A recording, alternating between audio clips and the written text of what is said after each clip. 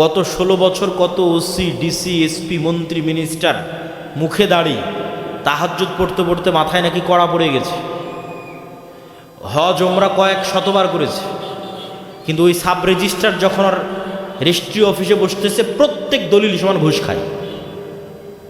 কথা বলেন না যে এইটাই হলো মুনাফিকি, এটা হলো গোলামির কালচার। যতক্ষণ সত্যবাদিতা, আমানতদারিতা, ন্যায়পরায়ণতা না আসতেছে নেতা তৈরি হবে না।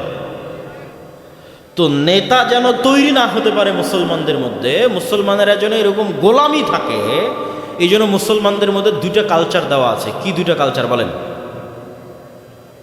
বলেন দুইটা কালচার কি? একটা গণতন্ত্র আর একটা সুদ।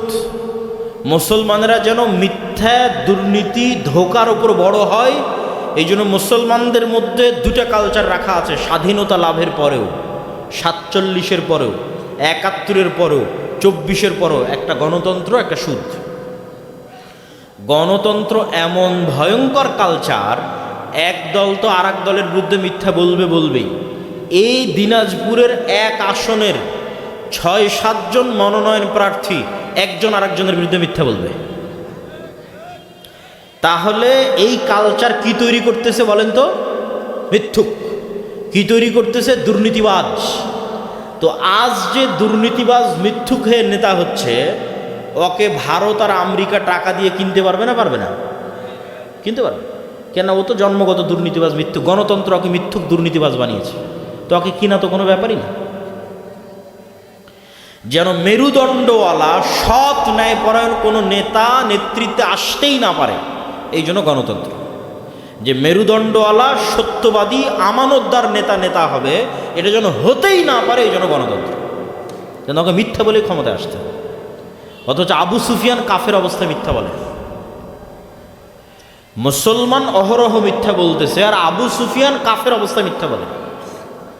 আবু তালেব কাফের হতে পারে, আব্দুল মুত্তালেব মুশরিক হতে পারে, আবু লাহাব মুশরিক হতে পারে, আবু সুফিয়ান তৎকালীন কাফেরদের সর্দার হতে পারে, কিন্তু মিথ্যুক, দুর্নীতিবাজ, ধোঁকাবাজ ছিল না। এই জন্য ওরা যখন ইসলাম গ্রহণ করেছে তখন ওরা নেতা। আবু তালেবের ছেলের নাম আলী, ইসলামের 4র্থ খলিফা, রক্ত পরিষ্কার, মানে জন্মগত সত্যবাদী, আমানতদার, ন্যায়পরায়ণ। বাপ মুশরিক হতে পারে কিন্তু মিথ্যুক নয়। বাপ মুশরিক হতে পারে কিন্তু আমানতদার। বাপ মুশরিক হতে পারে কিন্তু সত্যবাদী, ন্যায়পরায়ণ। ফলত যখন ইসলাম গ্রহণ করেছে তখন এরা বিশ্বের নেতা, খালি দেশের নেতা না, বিশ্বের নেতা। নেতা তৈরি হয় ন্যায়পরায়ণতা, সত্যবাদিতার উপর। সব নবীদের জন্মই সত্যবাদিতা, ন্যায়পরায়ণতার উপর। তো একটা মুসলমান যেন সত্যবাদী, ন্যায়পরায়ণ অবস্থায় নেতা না হতে পারে, এই জন্য কি দেওয়া আছে বলেন তো? একটু জোরে বলেন, কি দেওয়া আছে? গণতন্ত্র। যাতে প্রত্যেক নেতা মিথ্যুক অবস্থায় ক্ষমতায় আসে, দুর্নীতিবাজ অবস্থায় ক্ষমতায় আসে। ওকে টাকা দিয়ে কিনে নেবে আমেরিকা, টাকা দিয়ে কিনে নেবে ভারত। আর একটা কালচার চালু করে রাখা আছে সুদ। আজকে যদি মহিলারা উপস্থিত হয়ে থাকে, গ্রামের কত মহিলা কিস্তি নিয়েছে, এই কিস্তি নেওয়া একটা মহিলা সত্যবাদী হতে পারে? কথা বলেন না যে ইল্লা মান রাহিমা রব্বি। কিস্তি নেওয়া 100% 99% মহিলাকে মিথ্যার আশ্রয় নিতেই হবে। রাসূল সাল্লাল্লাহু আলাইহি ওয়াসাল্লাম বলছেন, আল্লাহুম্মা ইন্নী আউযু বিকা মিনাল মা'সামি ওয়াল মাগরাম, আল্লাহুম্মা ইন্নী আউযু বিকা মিন যাল'আদ দাইনি ওয়া গালাবাতির রিজাল। আল্লাহর ঋণ থেকে বাঁচতে চাই। তো সাহাবীরা আল্লাহর নবীকে জিজ্ঞেস করতেছে, আল্লাহর নবী এত কেন ঋণ থেকে বাঁচতে চান? তো রাসূল সাল্লাল্লাহু আলাইহি ওয়াসাল্লাম বলতেছে, ঋণ থেকে বাঁচতে চাই এই জন্য যে ঋণ দিয়ে মিথ্যার শুরু, আর যখন মিথ্যার আশ্রয় নিল, নেতা আর হতে পারবে না, ও গোলাম হয়ে গেল, শেষ। ওই জাতির মুক্তি শেষ। যতজন মিথ্যার আশ্রয় নিয়েছে, এরা না কোনোদিন সালাহুদ্দিন আইবি হতে পারবে, না এরা ওমর ইবনুল খাত্তাব হতে পারবে, না এরা তারেক বিন জিয়াদ হতে পারবে। গোলামি থেকে যাবে। এই জন্য সুদের বিরুদ্ধে যুদ্ধ করতে হবে। সুদের বিরুদ্ধে যুদ্ধই কর্জা হাসানা, আমাদের মুসলিম বাইতুল মাল প্রজেক্ট, যেখানে 30-এর অধিক ব্যক্তিকে আমরা ইতিমধ্যে কর্জা হাসানা দিয়েছি পরীক্ষামূলক। আর এই কর্জা হাসানা প্রজেক্টে আমরা কারো থেকে কোনো দান গ্রহণ করি না। আমরা বলি, আপনাদের যে টাকা ব্যাংকে পড়ে আছে সেটা মুসলিম বাইতুল মালে জমা রাখেন, যখন দরকার ফেরত নেবেন। সেখান থেকে অল্প কিছু পরিমাণ আমরা মানুষকে কর্জা হাসানা দিই। তাহলে এই 5টা রাস্তা জামিয়া সালাফিয়া দাওয়া ইলাল্লাহর সাথে স্থায়ী সম্পর্কে। বলছিলাম আপনাদেরকে 2টা পরীক্ষা দিব, একটা শয়তান ধরার, একটা ফেরেশতা ধরার, যে বাস্তবে পৃথিবীতে শয়তান এবং ফেরেশতা আছে। আপনারা কি রাজি পরীক্ষা শুনতে, না ক্লান্ত হয়ে গেছেন? জাযাকাল্লাহ খাইর। আপনাদের ধৈর্যচ্যুতির আগেই আমরা আমাদের বক্তব্য শেষ করব। তবে বক্তব্যের শেষ অংশই সবচেয়ে গুরুত্বপূর্ণ। যেই ফেরাউনের বিরুদ্ধে তাকে পাঠানো হচ্ছে, ওই ফেরাউনের বাড়িতেই তিনি লালিত পালিত হয়েছেন, তথা ফেরাউনের নিমক খেয়েছেন। তার পালক পুত্র কিভাবে তার বিরুদ্ধে দাঁড়াবে? একে তো ফাঁসির দণ্ডে দণ্ডিত, দ্বিতীয়ত নাই কোনো পরিবার পরিজনের পরিচয়, নাই পাশে দাঁড়ানোর কেউ, তৃতীয়ত যার বিরুদ্ধে দাঁড়াবে তারই পালক পুত্র, তারই নিমক খেয়ে বড় হয়েছে। 4, এখন যখন আল্লাহ তাকে নবী করে ফেরাউনের কাছে যেতে বলছে, তখন তিনি টানা 10 বছর মানুষের বাড়ির কাজের লোক, মানুষের বাড়ির চাকর। 10 বছর হচ্ছে তার চাকরের এবং রাখালের এবং কাজের লোকের 10 বছর। তাহলে আশা করি এবার আপনি বুঝতে পারছেন যে কাহারুলের একজন কৃষককে যদি বলা হয় তুমি যাও ডোনাল্ড ট্রাম্পের কাছে দাওয়াতি কাজ করো, তার চাইতে বেশি দুর্বল ছিলেন মুসা আলাইহিস সালাম, যখন মুসা আলাইহিস সালামকে আল্লাহ বলছেন যাও ফেরাউনের কাছে দাওয়াতি কাজ করো।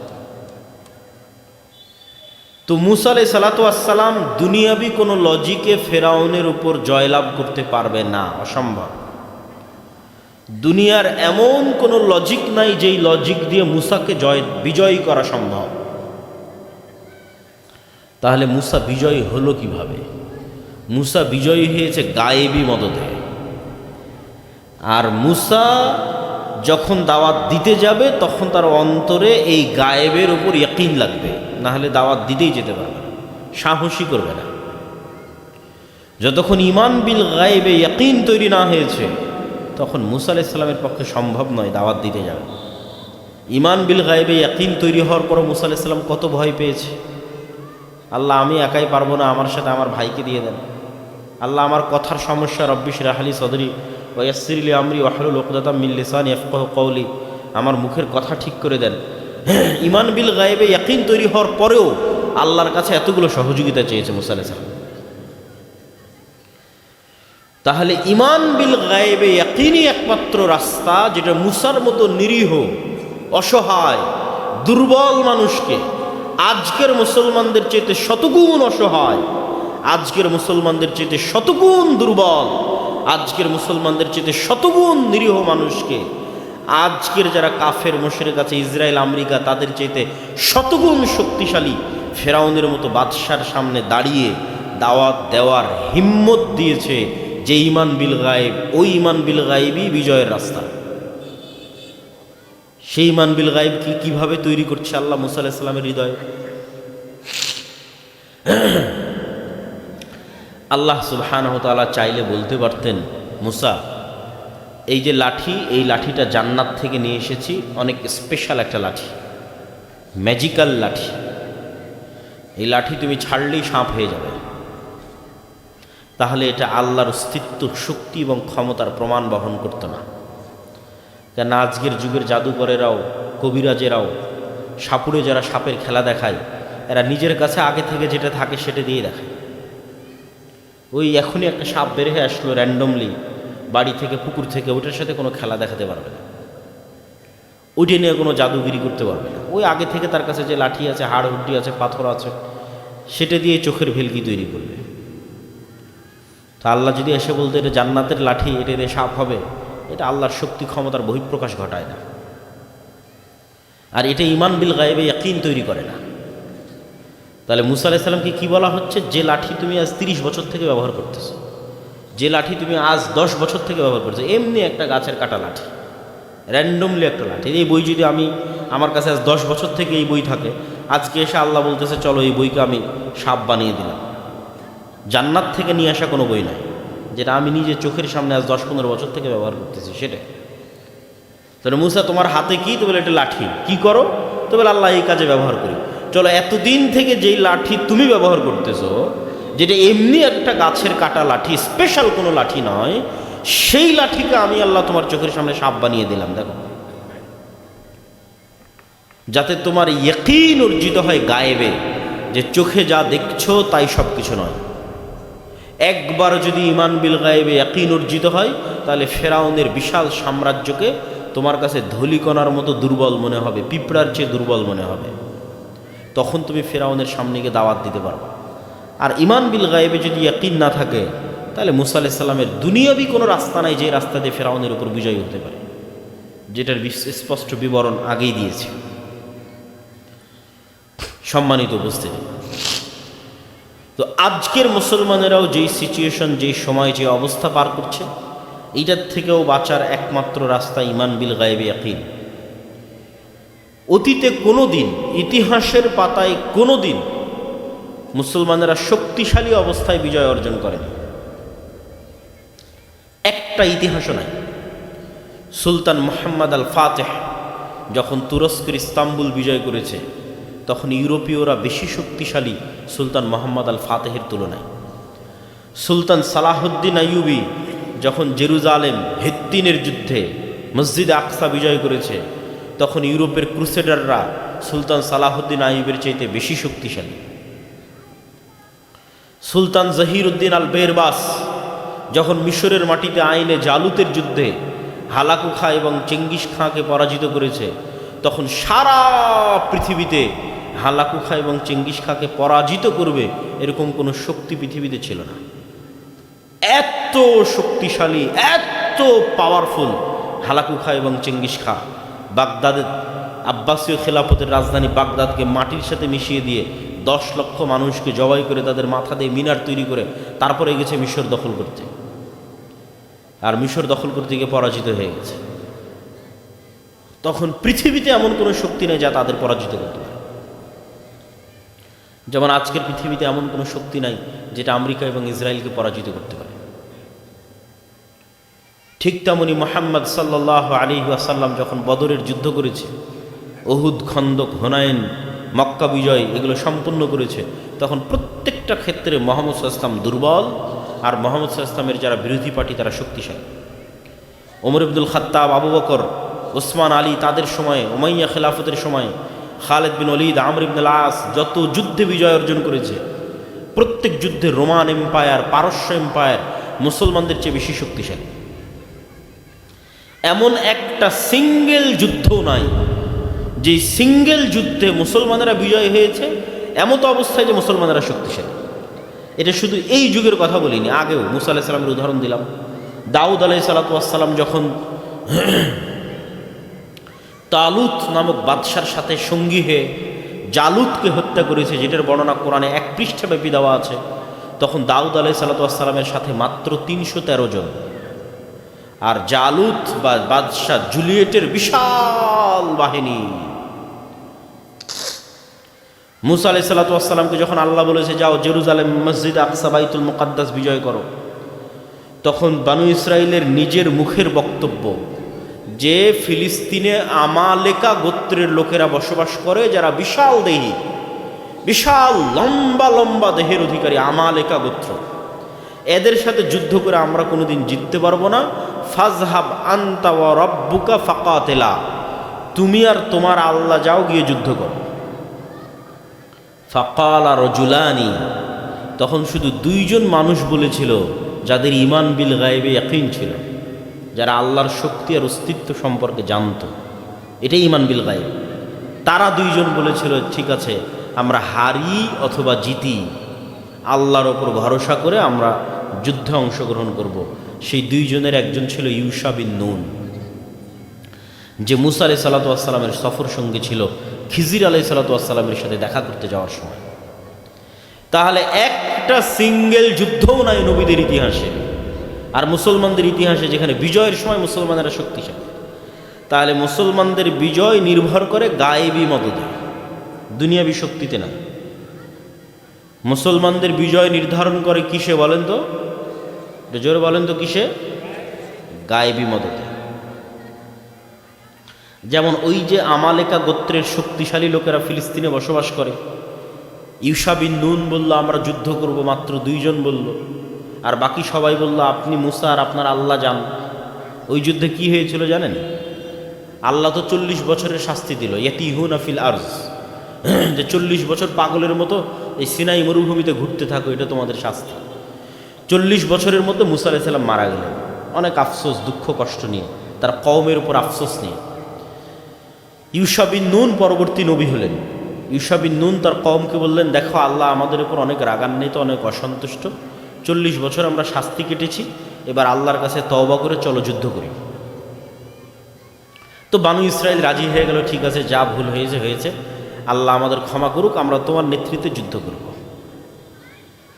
তো ইউশা বিন নুন যুদ্ধ করছে, যুদ্ধ চলমান, চলতে চলতে চলতে চলতে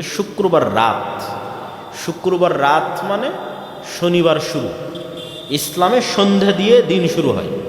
দেখেন না, যেই দিন চাঁদ উঠে ওই দিন তারাবির সালাত আদায় করেন, ওই দিন তো রোজা রাখেননি, তো তারাবির সালাত কিসের?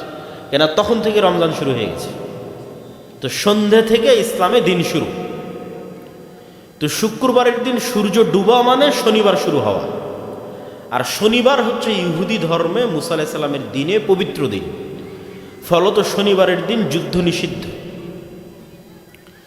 তা এখন শুক্রবারের দিন বিকেলবেলা যুদ্ধ জিতে যায় অবস্থা, ইউশা বিন নুন। তো এখন আর আধা ঘন্টা আর 1 ঘন্টা পর যুদ্ধ বন্ধ করে দিতে হবে, কেননা মুসার দিনে শনিবারে যুদ্ধ নিষিদ্ধ। তখন ইউশা বিন নুন আল্লাহর কাছে দোয়া করলেন, আল্লাহ এই যদি আজকে যুদ্ধ এখানে বন্ধ হয়ে যায়, পরে আর এই যুদ্ধ জয়ের দ্বার প্রান্তে আসবে কিনা জানি না, তো আপনি দয়া করে সূর্যকে থামিয়ে দেন। সূর্য যে চলতেছে, এই সূর্য থামিয়ে দেন, আমরা আমাদের বিজয় সম্পূর্ণ করি। হাদিস সহিহ বুখারীর। আল্লাহ সুবহানাহু ওয়া তাআলা সূর্যকে থামিয়ে দিলেন, বলে আল্লাহু আকবার। এই হলো গায়েবী মদদ। যতক্ষণ ইউশা বিন নুন বিজয় সম্পূর্ণ না করেছে, পৃথিবীর ইতিহাসে একবারই আল্লাহ সূর্যকে থামিয়ে দিয়েছিলেন, সেটি ইউশা বিন নুনকে জেরুজালেম বিজয় করানোর জন্য। তো ইউশা বিন নুনের ঈমান বিল গায়েবে ইয়াকিন ছিল যে দুনিয়াতে যা দেখা যায় এটাই সব নয়, এর বাইরেও একজন সত্তা আছে, ওহু আলা কুল্লি শাইইন কাদির, তিনি যা ইচ্ছা তাই করতে পারেন। অতএব ভরসা তার উপর রাখতে হবে, ঈমান বিল গায়েবে ইয়াকিন থাকতে হবে। ঈমান বিল গায়েবে ইয়াকিন না থাকার কুফল কি? ঈমান বিল গায়েবে ইয়াকিন না থাকার জন্যই মুসলমানেরা মন্দির পাহারা দিয়ে শিরক করে ভোট নিতে চাচ্ছে মানুষের। এটা ঈমান বিল গায়েবে ইয়াকিন না থাকার ফল। ঈমান বিল গায়েবে যদি ইয়াকিন না থাকে, আরও কত গুনাহ করবে ধর্মের নামে, আরও কত কম্প্রোমাইজ করবে, তা উপরওয়ালা জানে, আল্লাহ সুবহানাহু ওয়া তাআলা ভালো জানে। কেননা তখন ওই যে দুনিয়ার একটাই রাস্তা চোখে দেখা যাচ্ছে, এটা দিয়েই ক্ষমতা অর্জন সম্ভব, এই ভোটের মাধ্যমেই আমার ক্ষমতা অর্জন সম্ভব, আর কোনো রাস্তা নাই এটা ছাড়া। তো অথচ আল্লাহ কোরআনে সারা পৃথিবীর ক্ষমতা অর্জনের রাস্তা বলে দিয়েছে। আপনি দেখছেন যে এই একটা মাধ্যমে আমার বাংলাদেশের ক্ষমতা অর্জন সম্ভব, আর আল্লাহ কি বলেছে কোরআনে বলেন তো? সারা পৃথিবীর ক্ষমতা অর্জনের রাস্তা বলেছে, ওটা ঈমান বিল গায়বে ইয়াকিন। আরও কি কি রাস্তা আছে সেটা বলব। তো ঈমান বিল গায়েবের আজকের 1 নম্বর বিষয়বস্তু হচ্ছে ফেরেশতাদের উপর ঈমান। কেন ঈমান বিল গায়েবের একটা বড় পার্ট, শুধু বড় নয়, 2 নম্বর পার্ট ফেরেশতা। আমানতু বিল্লাহি ওয়া মালাইকাতিহি, 2 নম্বরই ফেরেশতা। 6টা যে ঈমান আছে, এই 6টা ঈমানের 2 নম্বরই কি? জোরে বলেন তো, 2 নম্বরই কি? 1 নম্বরে আল্লাহ, 2 নম্বরে ফেরেশতা। তো ফেরেশতাদের উপর ইয়াকিন। আমাদের এখানে অস্তিত্ব যত সত্য, আপনার বাবা মা পিতা মাতার অস্তিত্ব যত সত্য, আপনার সন্তান সন্ততির অস্তিত্ব যত সত্য, তার চেয়ে বেশি সত্য আপনার সাথে ফেরেশতা আছে, আমার সাথে ফেরেশতা আছে। কেন আপনার সন্তানের চেয়ে বেশি সত্য যে আপনার সাথে ফেরেশতা আছে? কেন আপনার বাপের চেয়ে বেশি সত্য যে আপনার সাথে ফেরেশতা আছে? কেন আপনার স্ত্রীর চেয়ে বেশি সত্য যে আপনার সাথে ফেরেশতা আছে? কেন আপনার স্বামীর চেয়ে বেশি সত্য যে আপনার সাথে ফেরেশতা আছে? কেন না, আমাদেরকে যখন আল্লাহ প্রথম সৃষ্টি করেছিলেন, আমাদেরকে মানে আমাদের পিতা আদম আলাইহিস সালাতু ওয়াস সালামকে, তখন আদম আলাইহিস সালাতু ওয়াস সালাম জান্নাতে চোখ খুলে আল্লাহ বলেনি, এই যে আদম এটা তোমার বাবা, এই যে এটা তোমার মা, এই যে এটা তোমার ভাই বোন, এই যে এটা তোমার ছেলে মেয়ে, এটা বলে। আদম আলাইহিস সালাতু ওয়াস সালাম চোখ খুলে, গরম পানি দিতে পারে, চোখ খুলে প্রথম ফেরেশতাদেরকে দেখেছে। তাহলে আদম আলাইহিস সালাম মানে আমরা, তাহলে আমাদের অস্তিত্বে প্রথমে বাপ মা আসলো, না ভাই বোন আসলো, না আত্মীয় স্বজন আসলো, না ফেরেশতা আসলো? বলেন, ফেরেশতা আসলো। তাহলে আমরা সৃষ্টি হওয়ার পর প্রথম দেখেছি ফেরেশতা। আমার ছেলে মেয়েকেও নয়, আমার ভাই বোনকেও নয়, আমার স্ত্রী পুত্রকেও নয়, আত্মীয় স্বজনকেও নয়। কিন্তু গায়েবে ঈমান না থাকার কারণে মনে করে নিয়েছে এটাই দুনিয়া। এই যে আমার ছেলে, আমার মেয়ে, আমার ভাই, আমার বোন, এটাই দুনিয়া। কেন? গায়েবে ইয়াকিন নাই। এমনি মুখে যখন বক্তব্যে পড়েছিলাম তখন বলেছে আমানতু বিল্লাহি ওয়া মালাইকাতিহি, বাস্তবে বিশ্বাস নাই, বাস্তবে ইয়াকিন নাই। বাস্তবে ইয়াকিন থাকলে আপনার সাথে ফেরেশতা থাকা আপনার সন্তানের চেয়ে বেশি সত্য। সম্মানিত উপস্থিতি, তো ফেরেশতারা কিসের তৈরি বলেন তো? একটু আমার সাথে কথা বলতে হবে। নূরের তৈরি। আর যারা দু একজন যারা উঠার চেষ্টা করতেছেন তাদের প্রতি অনুরোধ থাকবে যে বক্তব্যের পরিবেশ নষ্ট করবেন না। কেন? আমরা বেশি লম্বা সময় আপনাদের এখানে বক্তব্য দিয়ে আপনাদের ধৈর্যচ্যুতি ঘটাবো না। যতক্ষণ থাকবো আপনার দুটো উপকার করব। অতএব বক্তব্য শেষ হওয়ার আগ পর্যন্ত কেউ উঠবেন না। সম্মানিত উপস্থিতি, নূর এক প্রকারের আলো যা সর্বত্র বিরাজমান। এই লাইটের আলো যেমন এই পুরো এলাকাকে আলোকিত করেছে, এই সূর্যের আলো যেমন পুরো পৃথিবীকে আলোকিত করে, এই নূরের আলো আসমান জমিন এবং তার মধ্যে যা কিছু আছে সব কিছুর মধ্যে ছড়িয়ে আছে। কি তাহলে এই নূর দেখা যায় না কেন? নূর দেখা যায় না কেন? তার আগে নূর যে আসমান জমিন এবং তার মধ্যে যা কিছু আছে সব কিছুর মধ্যে ছড়িয়ে আছে তার দুই একটা দলিল নেন। রাসূলুল্লাহ সাল্লাল্লাহু আলাইহি ওয়াসাল্লাম বলছেন, আল্লাহুম্মা আউযু বিনূরি ওয়াজহিকাল্লাযী আশরাকাত লাহুজ যুলুমাত ওয়া সালাহা আলাইহি আমরুদ দুনিয়া ওয়াল আখিরাহ। হে আল্লাহ, আপনার চেহারা যেই নূর দিয়ে ঢেকে আছে, যেই নূরে আসমান জমিন এবং তার মধ্যে যা কিছু আছে সব কিছু আলোকিত, যেই নূরের উপর আসমান জমিন এবং তার মধ্যে যা কিছু আছে সব কিছুর কার্যক্রম নির্ভরশীল, সেই নূর দিয়ে আপনার কাছে, সেই নূরের উসিলা দোহাই দিয়ে আপনার কাছে পরিত্রাণ চাচ্ছি। আর এক হাদিসে রাসূলুল্লাহ সাল্লাল্লাহু আলাইহি ওয়াসাল্লাম বলেছেন, হিজাবুহুন নূর লাউ কাশাফাহু লা আহরাকাত সুবহাত ওয়াজহি। নূর কি? নূর হচ্ছে আল্লাহর চেহারা আর আল্লাহর সৃষ্টি, আসমান জমিন, মানুষ, জিন, ফেরেশতা, এই দুটার মধ্যে পর্দা, নূর দিয়ে ঢাকা আছে আল্লাহ সুবহানাহু ওয়া তাআলার চেহারা। যদি এই নূর সরিয়ে নেওয়া হয় তথা পৃথিবীতে যে নূর বিরাজমান, আসমান জমিনে যে নূর বিরাজমান, এই নূর যদি সরিয়ে নেওয়া হয় তাহলে আল্লাহ সুবহানাহু ওয়া তাআলার চেহারা উন্মুক্ত হয়ে যাবে। আর আল্লাহ সুবহানাহু ওয়া তাআলার চেহারা যদি উন্মুক্ত হয়ে যায় তাহলে আল্লাহর চেহারার তাজাল্লিতে আসমান জমিন পুড়ে শেষ হয়ে যাবে। হাদিসে রাসূলুল্লাহ সাল্লাল্লাহু আলাইহি ওয়াসাল্লাম বলছেন। তাহলে নূর পৃথিবীতে বিরাজমান, অস্তিত্বশীল। আরও একটা স্পষ্ট হাদিস দেখেন, রাসূল সাল্লাল্লাহু আলাইহি ওয়াসাল্লাম বলছেন, আল্লাহুম্মা জাআল ফি কলবি নূরা ওয়া ফি সামঈ নূরা ওয়া ফি বাসারি নূরা। হে আল্লাহ, আমার হৃদয়ে নূর দেন, আমার কানে নূর দেন, আমার চোখে নূর দেন, সামনে নূর, পিছনে নূর, ডানে বামে উপরে নিচে নূর দেন। তো নূর যদি অস্তিত্বশীলই না হয় চোখে কেমনে তৈরি হবে, হৃদয়ে কেমনে তৈরি হবে, সামনে কেমনে তৈরি হবে, পিছনে কেমনে তৈরি হবে, ডানে বামে কেমনে তৈরি হবে? হাদিস সহিহ বুখারী মুসলিমের। তাহলে আপনি এবার বুঝেন, নূরের বুঝার জন্য আপনাকে উদাহরণ দিচ্ছি। আজ থেকে 50, 500, 100 বছর আগে মানুষের রক্তের যে উত্থান পতন আছে, যেটাকে আপনারা প্রেশার বলেন, লো প্রেশার, হাই প্রেশার, এটা মাপার যখন কোনো যন্ত্র ছিল না তখন মানুষকে আর চোখ দিয়ে বের করতে পারতো যে রক্তের কি প্রেশার আছে, কি উত্থান আর কি পতন।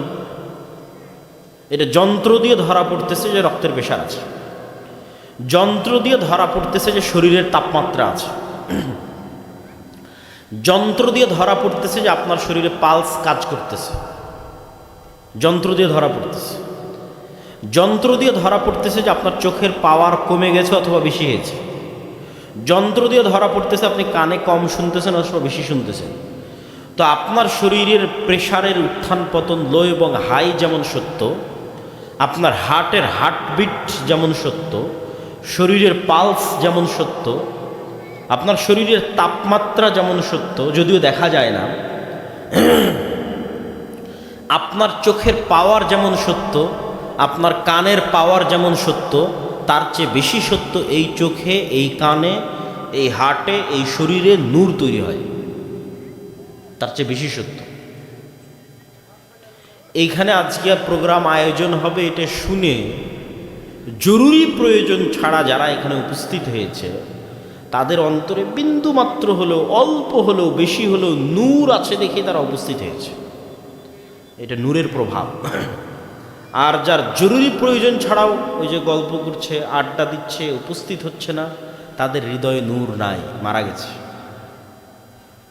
খাতামাল্লাহু আলা কুলুবিহিম, পরপর 3 জুমার সালাত যে মিস দেয়, ওর হৃদয়ে মোহর মারা হয়ে যায়, মানে ওই হৃদয়ে আর কোনো নূর নাই। যেমন হার্টবিট বন্ধ হয়ে গেলে মানুষ মারা যায়, ওইরকম ওই হৃদয়ে কোনো নূর নাই। আর নূরবিহীন হৃদয় মৃত হৃদয়। তো নূর মানুষের হৃদয় তৈরি হয়, এটা শুধু হাদিসে নয়, আল্লাহ সুবহানাহু ওয়া তাআলা নিজে কোরআনেও বলেছে, মাসালু নূরিহি কামিশকাতিন ফিহা মিসবাহ। মানুষের হৃদয়ে যে নূর তৈরি হয়, সেই নূরের বর্ণনা ওই আয়াতে আল্লাহ সুবহানাহু ওয়া তাআলা দিয়েছেন। তাহলে সম্মানিত উপস্থিতি, নূরের বর্ণনা দিতে গিয়ে আর দুটো কথা। কোরআন নূর, আল্লাহর ওহী নূর, আল্লাহর দ্বীন নূর। আর মানুষ যা আমল করে, জিকির করে, কোরআন তেলাওয়াত করে, সালাত আদায় করে, এগুলো সব নূর তৈরি করে। তো দেখা যায় না কেন? গায়েবের পর্দা ঢাকা আছে। যেই দিন গায়েবের পর্দা উন্মোচন হয়ে যাবে, ওই দিন আপনি অজু করে যা নূর তৈরি করেছেন আপনার এই অঙ্গ প্রত্যঙ্গে, এই অঙ্গ প্রত্যঙ্গ কিয়ামতের মাঠে নূরের আলোয় উজ্জ্বল থাকবে। বলেন আল্লাহু আকবার। কেননা ওই নূর আপনি দুনিয়াতে জমা করেছেন। ব্যাটারিতে যেমন চার্জ দেন 50%, 60%, 100%, তো এই নূর আপনি দুনিয়াতে জমা করেছেন, এগুলো নূর তৈরি করে, আমল নূর তৈরি করে। এই যেই দিন থেকে গায়েবের পর্দা উন্মোচন হয়ে যাবে, সেই দিন থেকে আপনি নূর দিয়ে চলবেন। গায়েবের পর্দা কখন থেকে উন্মোচন হয়ে যাবে? মৃত্যু। যখন আপনি মারা যাবেন তখন থেকে আপনি গায়েবের জগতে চলে গেছেন, অদৃশ্য জগতে, বারজাখি জগতে। তখন থেকে আপনার আমলের প্রভাব আপনি দেখতে শুরু করবেন। যা নূর জমা করেছিলেন সেই নূরের আলোয় কবর আলোকিত, যা নূর জমা করেছিলেন সেই নূরের আলোয় কিয়ামত আলোকিত, যা নূর জমা করেছিলেন সেই নূরের আলোয় পুলসিরাত অতিক্রম। না আমি বলছি না, আল্লাহ সুবহানাহু ওয়া তাআলা কোরআন মাজিদে বলছেন। আল্লাহ সুবহানাহু ওয়া তাআলা বলেন, ইয়াওমা তারাল মুমিনিনা ওয়াল মুমিনাত ইয়াসআ নূরুহুম বাইনা আইদিহিম ওয়া বিআইমানিহিম। কিয়ামতের মাঠে মুমিন আর মুমিনারা দেখবে দুনিয়াতে তাদের জমা করা নূর কিভাবে তাদের ডানে বামে বিচ্ছুরিত হচ্ছে। আল্লাহ সুবহানাহু ওয়া তাআলা বলেন, ওয়াল্লাযীনা আমানু মাআহু নূরুহুম ইয়াসআ বাইনা আইদিহিম ওয়া বিআইমানিহিম। যারা ঈমান আনয়ন করেছে তারা কিয়ামতের মাঠে দেখবে তাদের নূর কিভাবে তাদের সামনে এবং তাদের ডানে বিচ্ছুরিত হচ্ছে, তাদের আগে আগে চলতেছে নূরের ঝলক। আর ওজুর নূরের ঝলক তো অঙ্গ প্রত্যঙ্গ এবং চেহারাতেই ফুটে উঠবে। সম্মানিত উপস্থিতি, তাহলে নূর অতি বাস্তব একটা সত্তা যা পৃথিবীতে বিরাজমান, যেটা দিয়ে ফেরেশতা তৈরি। এখন প্রশ্ন হচ্ছে আমরা দেখি না কেন, এই সচক্ষে দেখা যায় না কেন যে এখানে যে নূর আছে, এখানে ফেরেশতা আছে মানে নূর আছে, এটা চোখে দেখছি না কেন? আজ থেকে 100 বছর আগে এই কাহারুলের কোনো মানুষকে যদি আপনি এখন জীবিত করেন, জীবিত করে যদি বলেন আমি আব্দুল্লাহ বিন আব্দুর রাজ্জাক কথা বলবো এখানে, আর এই কথা সাথে সাথে ঢাকায় বাজবে, বলবো এখানে বাজবে ঢাকায়, বলবো এখানে সাথে সাথে বাজবে আমেরিকায়, এখন বাজতেছে, ওই যে লাইভ চলতেছে সাথে সাথে ঢাকায় বাজতেছে আমার কথা, লাইভ চলতেছে সাথে সাথে আমেরিকাতে বাজতেছে আমার কথা। তাহলে 100 বছর আগে কাহারুলের কোনো মানুষকে যদি উঠিয়ে বলেন, বিশ্বাস করবে? বিশ্বাস করবে? এটাই গায়েব। এটাই 100 বছর মানুষের আগে যারা চলে গেছে তাদের জন্য গায়েব। তাহলে এই আলোর তরঙ্গ, যেটাকে বিজ্ঞানের ভাষায় বলছে রেডিও ওয়েভ, ওয়েভ তরঙ্গ, এই আলোর তরঙ্গের মধ্যে মানুষের কথা ধারণ করার ক্ষমতা আছে। এই যে সূর্যের যে আলো আমরা চারিদিকে দেখছি, এই আলোর মধ্যে মানুষের কথা ধারণ করার ক্ষমতা আছে। আল্লাহু আকবার। এই আলোর মধ্যে মানুষের দৃশ্য ধারণ করার ক্ষমতা আছে, ডাটা ডাটা ট্রান্সফার হওয়ার ক্ষমতা আছে, যেটা আগে মানুষ জানতো না। অথচ এই আলোর ওয়েভের মধ্যে ডাটা ট্রান্সফার হওয়ার ক্ষমতা পৃথিবী যেই দিন সৃষ্টি হয়েছে ওই দিন থেকে আছে, কিন্তু মানুষ জানত না। কেন? চোখে তো দেখা যায় না। বলবো কথা এখানে বাঁচবে মদিনায়, ই কেমনি সম্ভব? শুধু এটাই নয়, আপনার বুঝার সুবিধার্থে বলতেছি যে আল্লাহ সুবহানাহু ওয়া তাআলা বলছেন, কাফা বিনাফসিকাল ইয়াউমা আলাইকা হাসিবা, আজকে তোমার হিসাব নেওয়ার জন্য তুমি যথেষ্ট। তোমার হিসাব নেওয়ার জন্য তুমিই যথেষ্ট, এইটা বুঝাতে গিয়ে দুটো উদাহরণ দেব যা গায়েবের প্রতি আপনার বিশ্বাসকে আরো মজবুত করবে। কাফা বিনাফসিকাল ইয়াউমা আলাইকা হাসিবা, তোমার বিচার করার জন্য তুমি যথেষ্ট। এই যে মোবাইল ক্যামেরা ব্যবহার করে মাইক্রোওয়েভের মধ্যে, রেডিও ওয়েভের মধ্যে আমাদের কথা চলে যাচ্ছে, আমাদের ভিডিও চলে যাচ্ছে, এইটাই যদি মানুষ ব্যবহার করতে পারে আলোর চেয়ে বেশি গতি ধারণ করে, এখান থেকে আমি ঢাকা যাব গাড়িতে 7 ঘন্টা লাগবে, সৈয়দপুর বিমান দিয়ে যাব 40 মিনিট লাগবে। তো আলো যত গতিতে পৃথিবীতে ছুটে চলতেছে, আমি যদি এর চেয়ে বেশি গতিতে আলোর আগে চলে যাই, যে 30 বছর আগে চলে গেলাম, 20 বছর আগে চলে গেলাম, 20 বছর আগে চলে গিয়ে ওখানে মোবাইলের মতো একটা যন্ত্র আবিষ্কার করলাম, দূরবীন এবং ক্যামেরা আবিষ্কার করলাম, করে যদি পৃথিবীতে তাক করি, তাহলে 20 বছর আগে আমি আব্দুল্লাহ যা বলেছি, আমার বলা কথা আমি শুনতে পাবো নিজ কানে, আর আমি যা করেছি আমার করা দৃশ্য আমি দেখতে পাবো নিজ চোখে। মানুষ কোনোদিন আলোর চেয়ে বেশি গতি ধারণ করতে পারবে না, সেটা ভিন্ন বিষয়, কিন্তু মানুষ যা বলছে তার একটাও হারায় না। আমি যা বলতেছি, ওই যে ঘরে ফোনে যখন একা একে বলতেছি, ওটাও ওই আলোর ডাটার মধ্যে ছুটে চলতেছে অক্ষত। এটা পৃথিবীর যে কোনো শক্তি যার পক্ষে সম্ভব এটা ধরে আপনাকে আপনার আওয়াজ শুনিয়ে দেবে। এই নাও, এখন না হয় মানুষ আলাদা করে রেকর্ড করতেছে, কিন্তু এই যে ডাটা যেটার মাধ্যমে মোবাইল ব্যবহার হচ্ছে, এইটা এই আলোর মধ্যে অক্ষত। যতদূর পর্যন্ত এই আলো ছুটতেছে ততদূর পর্যন্ত আছে। আপনি যদি আলোর চেয়ে 1400 বছর আগে আলোর চেয়ে গতিতে ছুটে চলে যান, তাহলে মুহাম্মদ সাল্লাল্লাহু আলাইহি ওয়াসাল্লামের বলা হাদিস নিজে কানে শুনতে পাবেন। ওই সহিহ বুখারিও লাগবে না, মুসলিমও লাগবে না, কিচ্ছু লাগবে না। মুহাম্মদ সাল্লাল্লাহু আলাইহি ওয়াসাল্লাম যা বলেছে তাই আলোর ডাটার মধ্যে অক্ষত আছে। যেতে হবে ওই আলোর গতিতে, ওটা 1400 বছর আগে চলে গেছে, তো ওই 1400 নিয়ে সেটার পূর্বে যেতে হবে। বিজ্ঞানীরা বলতেছে পৃথিবী সৃষ্টির শুরুতে যে আলো পৃথিবী থেকে ছুটতে শুরু করেছিল, এটা এখনো মহাবিশ্বের শেষ মাথায় গিয়ে পৌঁছেছে কিনা তা ওরা জানে না। তাহলে আমাদের না একটা কথা হারিয়ে যাচ্ছে, না আমাদের একটা দৃশ্য হারিয়ে যাচ্ছে। শুধু একজন শক্তি লাগবে যে ধরে দেখাবে, এই নয় এটা তোমার কথা, এই নয় এটা তোমার দৃশ্য। কাফা বিনাফসিকাল ইয়াউমা আলাইকা হাসিবা, আল্লাহ এভাবেই ধরবেন এটা বলিনি, কিন্তু ধরা যে কত সহজ সেটা বোঝাচ্ছে, যে মানুষের বিচার যে কত সহজ সেটা বোঝাচ্ছে। আজকের বিজ্ঞান এসে গায়েবের এই পর্দা উন্মোচন করে দিয়েছে। আর আরেকটা উদাহরণ কি? আরেকটা উদাহরণ হচ্ছে মানুষের ব্রেন। মানুষের এই ব্রেন পৃথিবীর ভয়ঙ্করতম যন্ত্রগুলোর একটা।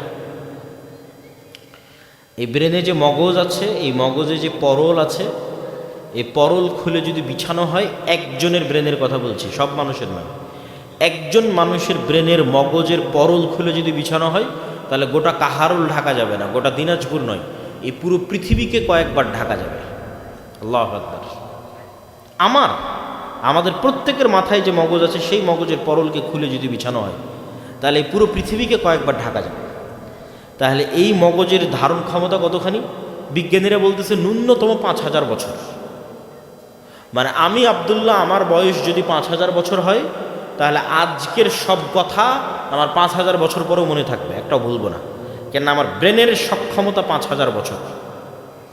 মানে lakh lakh crore crore gigabyte, GB, terabyte, সারা পৃথিবীর সকল ইন্টারনেটের সকল তথ্য এক ব্রেনের মধ্যে, মানুষের এক কোষের মধ্যে ধারণ করা সম্ভব। এই পরিমাণ পাওয়ারফুল মানুষের ব্রেন। তাহলে এখন আপনি চোখ দিয়ে যেটা দেখতেছেন, এই চোখই হচ্ছে আপনার সিসি ক্যামেরা। চোখ দিয়ে যেটা দেখতেছেন সেটা আপনার মেমোরিতে সেভ হয়ে যাচ্ছে। এই যে এখানে মেমোরি আছে, যেখানে লক্ষ লক্ষ জিবি ডাটা ধারণ করতে পারে, ওখানে সেভ হয়ে যাচ্ছে। আপনার এই কান হচ্ছে সাউন্ড রেকর্ডার, এইটা দিয়ে শুনতেছেন, আপনার ব্রেনে রেকর্ড হয়ে যাচ্ছে, সেভ হয়ে থাকতেছে। আপনি যা দেখেছেন তাও ব্রেনের মনে আছে, আপনি যা শুনেছেন তাও ব্রেনের মনে আছে, ওটা ব্রেনে সেভ হয়ে আছে। শুধু ব্রেন থেকে ডাটা ট্রান্সফার করতে হবে। তো ইলন মাস্ক কোটি কোটি টাকা ব্যয় করতেছে যেন মানুষের ব্রেনের সাথে ইন্টারনেটকে কানেক্ট করা যায়। তাহলে একবার ব্রেনকে ইন্টারনেটের সাথে কানেক্ট করতে গেলে মানুষের ব্রেন থেকে ডাটা ট্রান্সফার করা যাবে। যে ওই যে ব্রেনের মধ্যে এগুলো ডাটা আছে, কম্পিউটারে যেমন ডাটা থাকে, তাহলে ও যেমন ক্যামেরা দিয়ে ভিডিও করে ওর কম্পিউটারে ট্রান্সফার করবে, ঠিক আপনি আপনার চোখ দিয়ে ভিডিও করতেছেন, এগুলো সবই ব্রেনে সেভ হয়ে যাচ্ছে। তাহলে আলাদা করে আপনার হিসাব নেওয়ার কি দরকার? যা করেছেন, যা দেখেছেন, যা শুনেছেন, যা বলেছেন, সব কোথায় আছে বলেন তো? আপনার ব্রেনে আছে। আর এটা পৃথিবীর সব কম্পিউটারের চেয়ে পাওয়ারফুল। তাহলে কাফা বিনাফসিকাল ইয়াউমা আলাইকা হাসিবা, কিয়ামতের মাঠে আপনার বিচার করা কোনো কঠিন কোনো কাজ নয়, অতি সহজ, অতি সিম্পল। কেন এত ভয়ঙ্কর ভয়ঙ্কর সব মেশিন মানুষের আশেপাশে আছে, তার মধ্যে একটা ভয়ঙ্কর মেশিন এইটা, একটা ভয়ঙ্কর মেশিন এই যে আলোর তরঙ্গ, যেখানে আমাদের কথা সেভ হয়ে থাকতেছে, আমাদের কাজ সেভ হয়ে থাকতেছে। আর এক ভয়ঙ্কর মেশিন এই মাটি। ইজা জুলজিলাতিল আরদু জিলজালাহা ওয়া আখরাজাতিল আরদু আসকালাহা ইয়াউমাইদিন তুহাদ্দিসু আখবারাহা বিআন্না রাব্বাকা আওহা লাহা। এ আর এক ভয়ঙ্কর যন্ত্র, এক দেখা যায় না, বোঝা যায় না, কিন্তু এতটুকু তো ঠিকই বুঝতে পারতেছেন যে মাটিতে গাছ লাগালে গাছ হয়, মাটিতে ধান রোপণ করলে ধান হয়, মাটিতে লিচু লাগালে লিচু হয়। তার মানে মাটির কিছু ক্ষমতা আছে না নাই বলেন? মাটির কিছু ক্ষমতা আছে, নাহলে মাটিতে গাছ কেমনে হয়, মাটিতে ধান কেমনে হয়, লিচু কেমনে হয়? এই মাটি চরম ভয়ঙ্কর।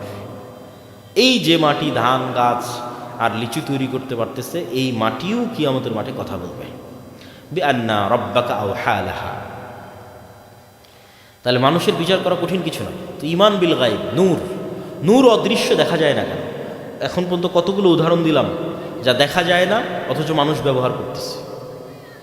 রিমোট কন্ট্রোল দিয়ে এসি বন্ধ করতেছে, রিমোট থেকে একটা লাইট বের হয়ে এসিতে লাগে, তারপরে এসি বন্ধ হয়। ওই লাইট কবে দেখলেন আপনি? ঠিক আছে, বিজ্ঞান দিয়ে ধরা যাচ্ছে, কিন্তু এমনও কিছু পৃথিবীতে আছে যা বিজ্ঞানও ধরতে পারে না। সেটার উদাহরণ,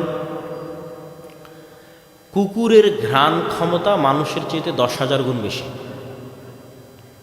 এই যে আমার সামনে যে মাইক আছে, আমি এটার কোনো গন্ধ পাচ্ছি না, কোনো গন্ধ পাচ্ছি না। এখন আমি যদি বলি যে এই মাইকের কোনো গন্ধ নাই, এটা মিথ্যা কথা। এই গ্লাসের আমি কোনো গন্ধ পাচ্ছি না, না কোনো গন্ধ নাই, এটা মিথ্যা কথা। এই গ্লাসটা ওই কুকুরের নাকে লাগান, এখান থেকে 10 কিলোমিটার দূরে ফেলে আসেন, এই গ্লাসকে কুকুর খুঁজে বের করবে। বিজ্ঞানীরা বলতেছে যে মানুষের একটা ক্যান্সারের যে কোষ, এইটার গন্ধ পর্যন্ত কুকুর ধরতে পারে। করোনা ভাইরাসের মতো যে ভাইরাস, ওই ভাইরাসের গন্ধ পর্যন্ত কুকুর ধরতে পারে। তো কুকুর যেই লেভেলের গন্ধ ধরতে পারে, ওই লেভেলের গন্ধ ধরতে পারার মতো কোনো মেশিন বিজ্ঞানীরা আবিষ্কার করতে পারে। ফলত কুকুরকেই কাজে লাগাতে হয়, কুকুরকে প্রশিক্ষণ দিয়ে কুকুরকেই কাজে লাগায়। তাহলে কি বোঝা গেল? পৃথিবীতে এমনও গন্ধ আছে যা মানুষের নাক পায় না, মানুষের তৈরি কোনো যন্ত্র পায় না। বুঝেননি মনে হয় আমার কথা? পৃথিবীতে এমনও গন্ধ আছে যা মানুষ পায় না আর মানুষের তৈরি যন্ত্রও পায় না, কিন্তু আল্লাহর সৃষ্টি জীব পায়। 2, কবরের আযাব হচ্ছে, শুনতে পাচ্ছি না, তাহলে মনে হয় কবরের আযাব হয় না? হ্যাঁ, পৃথিবীতে এমনও আওয়াজ আছে, এখন আমার আশপাশ দিয়ে যদি কোথাও কোনো পিঁপড়া হাঁটে, আমি তখন শুনতে পাচ্ছি না, হাঁটতে পারে এখানে আশেপাশে কোথাও কোনো পিঁপড়া, এইখানে যে রেকর্ডারগুলো লাগানো আছে, এগুলো যদি পিঁপড়ার পাশে গিয়ে লাগায়, তবুও পিঁপড়ার হাঁটার আওয়াজ ধরতে পারবে না। এখন আপনি যদি বলেন পিঁপড়ার হাঁটার কোনো আওয়াজ নাই, এটা সত্য না মিথ্যা? মিথ্যা। পিঁপড়ার হাঁটারও আওয়াজ আছে, কিন্তু ওই আওয়াজ শোনার ক্ষমতা মানুষের নাই, মানুষের তৈরি যন্ত্রের নাই, কিন্তু আল্লাহর আর এক সৃষ্টিজীবের আছে। যেমন হাতি, আল্লাহর কিছু ব্যতিক্রম সৃষ্টিজীব আছে যারা মানুষের চেয়ে কয়েক হাজার গুণ সূক্ষ্ম লেভেলে শুনতে পায়। তাহলে কবরের আযাব হচ্ছে না? হচ্ছে না? কবরের আযাব হচ্ছে, কিন্তু কবরের আযাব যেই লেভেলে, যেই সূক্ষ্ম লেভেলে কবরের আওয়াজ, ওই সূক্ষ্ম লেভেলের আওয়াজ শোনার ক্ষমতা আমার কানের নাই, আমার তৈরি যন্ত্রেরও নাই। কিন্তু আল্লাহর তৈরি সৃষ্টিজীবের আছে। আমরা প্রমাণ করব কি নূর আছে এখানে, এখানে এখন নূর এবং ফেরেশতারা আছে, দেখতে পাচ্ছি না, সেটা প্রমাণ করব। তাহলে পৃথিবীতে যদি এমনও আওয়াজ থাকে যা মানুষ শুনে না, মানুষের তৈরি যন্ত্র শুনে না, পৃথিবীতে যদি এমনও গন্ধ থাকে যা মানুষ জানে না, মানুষের তৈরি যন্ত্র তো জানে না, তাহলে পৃথিবীতে এমনও আলো আছে যা মানুষ দেখে না, মানুষের তৈরি যন্ত্র দেখে না, কিন্তু আল্লাহর সৃষ্টিজীব দেখে না? দেখে না? বলেন। ওটাই হলো প্রমাণ, আল্লাহর সৃষ্টিজীব দেখে। সবগুলোর উদাহরণ, গায়েবের সবগুলোরই উদাহরণ আল্লাহর সৃষ্টিজীবের মধ্যে আছে। গায়েবকে আল্লাহ এত কঠিন করে দেয়নি যে মানুষ কোনো নিদর্শন দেখে বুঝতে পারবে না। এই জন্য তো ঈমান সহজ, আল্লাহর নিদর্শন দেখে বুঝলেই হলো।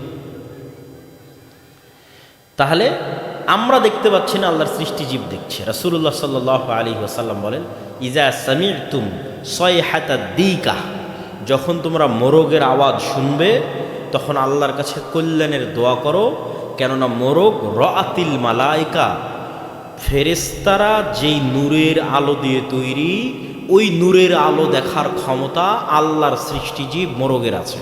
আল্লাহু আকবার। নেন এবার, তাহলে ফেরেশতারা এখানে আছে না নাই? আছে। নূর পৃথিবীতে আছে না নাই? আল্লাহর সৃষ্টিজীব দেখতে পাচ্ছি।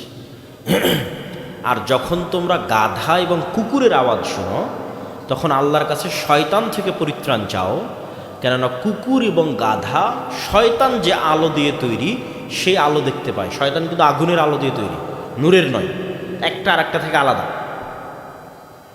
তো শয়তান আগুনের আলো দিয়ে তৈরি, তাহলে আগুনের আলো দিয়ে তৈরি যে আলো, সে আলো গাধা আর কুকুর দেখতে পায়। আর আমরা পৃথিবীকে আমাদের মতো কল্পনা করি, এই জন্য আমাদের বুঝতে অসুবিধা হয়। আপনি আমাকে দেখে চিনতেছেন কিভাবে? আমার চেহারা দেখে, আমার শরীর স্বাস্থ্য কেমন, আমার দাড়ি কেমন, সাদা না কালো, এটা আপনার আগে থেকে জানা আছে, দেখে বুঝতে পারতেছেন এটা আব্দুল্লাহ বিন আব্দুর রাজ্জাক। একটা সাপও কি আমাকে ওভাবে দেখে চিনে? একটা কুকুরও কি আমাকে ওভাবে দেখে চিনে? যে না। কুকুর মাত্র দুটো আলো দেখতে পায়, তাহলে কেমনে দেখবে যে আপনি সাদা না কালো, আপনি কত ফিট লম্বা, কত ফিট হাইট, আপনার দাড়ি আছে না নাই? এটা সম্ভব নয় কুকুরের পক্ষে দেখা। কুকুর চিনে গন্ধ দিয়ে। এক এক সৃষ্টিজীবকে আল্লাহ এক একভাবে চিনার ক্ষমতা দিয়েছে। আপনি একটা জানলা দরজা খোলা একটা ঘরে একটা পাখিকে ছেড়ে দেন, ও জালনাই খুঁজে পাবে না কোথায় জালনা আছে। একবার এই দেওয়ালে যায় বাড়ি খাবে, একবার ওই দেওয়ালে যায় বাড়ি খাবে, একবার কাঁচের সাথে বাড়ি খাবে। তা আপনি দেখতে পাচ্ছেন কি রে, এই ঘরে এত জানালা, এই পাখি দেখতে পায় না কেন? এই বাবুই পাখি দেখতে পায় না কেন? ওই বাবুই পাখির দেখার সীমাবদ্ধতা আর আপনার সীমাবদ্ধতা সেম। কীরকম? ওই বাবুই পাখি যেমন জানালা দেখতে পাচ্ছে না, আপনিও তেমন ফেরেশতা দেখতে পাচ্ছেন না। আমার কথা মনে হয় বুঝেননি? ওইটাকে যেমন আল্লাহ একটা সীমাবদ্ধ জায়গায় রেখেছে, আপনাকে আল্লাহ আর একটা সীমাবদ্ধ জায়গায় রেখেছে। ওই সাপকে আর এক সীমাবদ্ধ জায়গায় রেখেছে, ওই কুকুরকে আর এক সীমাবদ্ধ জায়গায় রেখেছে। এগুলো সব এক একটা ইন্ডিভিজুয়াল জায়গায় এক একটা নিদর্শন, কিন্তু কেউ কারো মতো হুবহু নয়, সব আলাদা আলাদা। জগৎ ভিন্ন, সম্পূর্ণ জগৎ ভিন্ন। মাছ যে জগতে বসবাস করে এটা সম্পূর্ণ ভিন্ন জগৎ। ওই জগতে মানুষের বসবাস সম্ভব না, ভিন্ন প্রাণীর বসবাস সম্ভব নয়। ওই জগতে বসবাসের সিস্টেম অ্যান্ড রুলসই আলাদা। ঠিক ফেরেশতার জগৎ সম্পূর্ণ ভিন্ন, জিনের জগৎ সম্পূর্ণ ভিন্ন, কিন্তু অস্তিত্বশীল। দেখছি না তার মানে নাই, এটা মিথ্যা কথা। এবার আসেন, সাহাবীরা ফেরেশতাদের উপর কেমন বিশ্বাস রাখত, এইটা যদি আমরা দেখতে পাই যে সাহাবীরা ফেরেশতাদের উপর কেমন বিশ্বাস রাখত, অন্তত নিজের ঈমানটা আমি যাচাই করতে পারবো যে আমরা ফেরেশতাদের সম্পর্কে কি ধারণা রাখি। ফেরেশতাদের সম্পর্কে রাসূলুল্লাহ সাল্লাল্লাহু আলাইহি ওয়াসাল্লামের অসংখ্য হাদিস আছে, তার মধ্যে থেকে কিছু বাছাই করা হাদিস আপনাদের সামনে তুলে ধরব। ফেরেশতাদের আওয়াজ মানুষ শুনতে পাবে, ফেরেশতাদেরকে মানুষ দেখতে পাইতে পারে, তার দলিল নেই। ফেরেশতাদের আওয়াজ শুনতে পাবে মানুষ কিভাবে? একদিন বানু ইসরায়েলের এক ব্যক্তি রাস্তা দিয়ে চলতেছে, হঠাৎ সে আকাশ থেকে একটা আওয়াজ শুনল, ইসকি হাদিকাতা ফুলান, অমুকের বাগানে পানি বর্ষণ করো। তো ওই ব্যক্তি দেখলো যে কালো মেঘের খণ্ড একটা নির্দিষ্ট এরিয়ায় গিয়ে সেখানে বৃষ্টি বর্ষণ করছে, সেখান থেকে পানি বয়ে নালা হয়ে চলে যাচ্ছে। ওই পানির আলামত দেখে দেখে দেখে দেখে সে সেই জমিতে গেল, মাটিতে গেল। সেই জমিতে মাটিতে গিয়ে ওই মানুষকে জিজ্ঞেস করছে তোমার নাম? তো বলে আমার নাম অমুক। তো বানু ইসরাইলের ওই ব্যক্তি বলছে আমি তো এর নাম আকাশে শুনলাম। যে নাম ওই বলছে সে নাম কোথায় শুনেছে? আকাশে। এটা ফেরেশতার আওয়াজ, মানুষ শুনতেছে, কোনো নবী নয়। ফেরেশতার আওয়াজ সাধারণ মানুষ শুনতেছে, নবী নয়। তো তুমি কি করো? আমি তো তোমার আওয়াজ আকাশে শুনলাম। তো বলে আমি যা আবাদ করে সম্পত্তি পাই তার 3 ভাগ করে 1 ভাগ আল্লাহর রাস্তায় দান করে দিই, 1 ভাগ আবার এই জমি চাষাবাদে ব্যয় করি, আর 1 ভাগ নিজের আত্মীয় স্বজন পরিবার পরিজনের জন্য ব্যয় করি। তো এই ব্যক্তি বলল ঘটনা এটার কারণেই আসমানে তোমার জমিতে বৃষ্টি বর্ষণের আওয়াজ হচ্ছে। 2, ফেরেশতাকে মানুষের পক্ষে দেখা সম্ভব, নবী রাসূল ছাড়াও মানুষ দেখতে পারে। বানু ইসরাইলের 3 জন ব্যক্তি, একজন অন্ধ, একজন কুষ্ঠ, একজন টাক, 3 জনের কাছে আল্লাহ ফেরেশতা পাঠিয়েছিলেন পরীক্ষার জন্য। 3 জনেরই অসুস্থতা ভালো করে দিয়ে গরু, উট আর ছাগল দিয়েছিলেন। তার 25-30 বছর পর আবার ফেরেশতা পাঠিয়েছিলেন তাদের ঈমানের পরীক্ষা নেওয়ার জন্য। তো এরা কেউ নবী ছিল না। তো মানুষের আকৃতিতে যে কোনো মানুষের কাছে ফেরেশতা আসতে পারে, অস্বাভাবিক কিছু নয়, অসম্ভব কিছু নয়। এবার চলেন রাসূল সাল্লাল্লাহু আলাইহি ওয়াসাল্লামের জীবদ্দশায় সাহাবীদের ফেরেশতাদের উপর ঈমান। সাদ বিন মুআজ রাদিয়াল্লাহু তাআলা আনহু বলছেন যে সাদ বিন মুআজ রাদিয়াল্লাহু তাআলা আনহুর মৃত্যুতে জাবের রাদিয়াল্লাহু তাআলা আনহু বলছেন সাদ বিন মুআজ একজন আনসারী সাহাবী, আওস এবং খাজরাজ গোত্রের প্রধান। তার মৃত্যুতে আল্লাহর নবী বলছেন যে আল্লাহর আরশ কেঁপে উঠেছে। অফুতিহাত লাহু আবওয়াবুস সামা, আসমানের সবগুলো দরজা খুলে দেওয়া হয়েছে। 3, ওয়াশাহিদাহু 70 আলফা মিনাল মালাইকা, আর তার জানাজাতে 70,000 ফেরেশতা অংশগ্রহণ করেছে। আল্লাহু আকবার। সাহাবীদের সাথে যে জানাজায় সাহাবী এবং আল্লাহর নবী অংশগ্রহণ করেছে, ওই জানাজায় আসমান থেকে 70,000 ফেরেশতা নেমে এসে অংশগ্রহণ করেছে। তাহলে মানুষের জানাজায় ফেরেশতা অংশগ্রহণ করে। ফেরেশতার সাথে মানুষের সম্পর্ক রাসূল সাল্লাল্লাহু আলাইহি ওয়াসাল্লামের জীবদ্দশায়। জাবের রাদিয়াল্লাহু তাআলা আনহু বলছেন লাম্মা কুতিলা আবি, যখন আমার পিতা মারা গেল, উহুদের যুদ্ধে ওনার পিতা মারা গেছে, অনেকগুলো মেয়ে আর অনেক কর্জ ঋণ রেখে গেছে। তো আমি খুব কাঁদতেছিলাম। আল্লাহর নবী আমাকে বললেন তুমি কেন কাঁদছ? মা জালাতিল মালাইকা তো তুজিল্লু বি আজনিহাতিহা, এখন পর্যন্ত ফেরেশতারা তোমার বাবার লাশকে ছায়া দিয়ে রেখেছে। এখন পর্যন্ত ফেরেশতারা তোমার বাবার লাশকে ছায়া দিয়ে রেখেছে, তাহলে তুমি কাঁদছো কোন দুঃখে? যার লাশকে ফেরেশতারা ছায়া দিয়ে রাখে তার মৃত্যুতে কেউ কাঁদে নাকি? তাহলে মৃত মানুষের লাশকে ফেরেশতারা ছায়া দিয়ে রাখে যদি ওই মানের আমলওয়ালা ইমানওয়ালা মৃত ব্যক্তি হয়, অস্বাভাবিক কিছু নয়। 3, আবু সাঈদ খুদরি রাদিয়াল্লাহু তাআলা আনহু বলছেন উসাইদ বিন হুযায়র নামে একজন ব্যক্তি তার আস্তাবলে বা তার কৃষি কাজ করার জায়গায় এক রাতে কোরআন তেলাওয়াত করছিলেন। তো কোরআন তেলাওয়াত শুনে তার ঘোড়া ছটপট করতে লাগলো। 3 বার এরকম হওয়ার পর উনি তেলাওয়াত বন্ধ করে দিলেন। পরের দিন সকালে আল্লাহর নবীর কাছে এসে বলছেন আল্লাহর নবী ঘটনা এই। রাসূল সাল্লাল্লাহু আলাইহি ওয়াসাল্লাম বলছেন তিলকাল মালাইকা দানাত লিসাউতিক, ফেরেশতারা তোমার তেলাওয়াত শুনে ওখানে জমা হতে শুরু করেছিল। যেই ফেরেশতাদেরকে দেখে ঘোড়া লাফালাফি করতেছে। তুমি যদি সকাল পর্যন্ত তেলাওয়াত অব্যাহত রাখতে তাহলে মানুষেরাও ফেরেশতাকে দেখে নিতে পারত, অস্বাভাবিক কিছু নয়। রাসূল সাল্লাল্লাহু আলাইহি ওয়াসাল্লামের হাদিস। সাদ বিন মুআজ রাদিয়াল্লাহু তাআলা আনহু, যার কথা বললাম যে যার জানাজায় 70,000 ফেরেশতা অংশগ্রহণ করেছে, তো ওর জানাজার লাশের খাটলি যখন সাহাবীরা উঠাচ্ছে তো কানাত জানাজাতুহু সাকিলাতান আলাল কওম, এত ভারী, উঠানো যায় না, স্বাভাবিক সময়ের যেতে কয়েক গুণ ভারী। তো মানুষজন বিভিন্ন কানা ঘোষা করতে লাগলো। তো রাসূলুল্লাহ সাল্লাল্লাহু আলাইহি সাল্লাম বলেন, কানাত তাহমিলুহুল মালায়েকা, তার লাশের সাথে, তার জানাজার সাথে এত বেশি পরিমাণে ফেরেশতা একত্রিত হয়ে আছে যে লাশ ভারী হয়ে গেছে, মানুষের পক্ষে উঠানো যাচ্ছে না, এত বেশি পরিমাণে ফেরেশতা তার লাশের সাথে একত্রিত হয়ে আছে। আব্দুল্লাহ বিন আব্বাস রাদিয়াল্লাহু তাআলা আনহু থেকে বর্ণিত, তিনি বলেন, এক যুদ্ধে একজন মুসলিম এক মুশরিককে ধাওয়া করতেছে। তো মুশরিককে ধাওয়া করতে করতে সে ওই মুশরিকের উপর আক্রমণ করেইনি, তার আগেই দেখে ওই মুশরিক উল্টে পড়ে আছে এবং তার আহত স্থান থেকে রক্ত বের হচ্ছে, ক্ষত স্থান থেকে রক্ত বের হচ্ছে। তো আল্লাহর নবীকে এসে যখন সেই সাহাবী ঘটনা শোনালেন, আল্লাহর নবী বললেন, তিলকা মিন মাদাদিস সামাই সালেসা, তুমি আক্রমণ করার আগে মুশরিক উল্টে পড়ে আছে এবং আহত স্থান থেকে রক্ত বের হচ্ছে, তৃতীয় আসমান থেকে আসা ফেরেশতার আক্রমণ ছিল এটা। তৃতীয় আসমান থেকে ফেরেশতা এসে এই আক্রমণ পরিচালনা করেছে।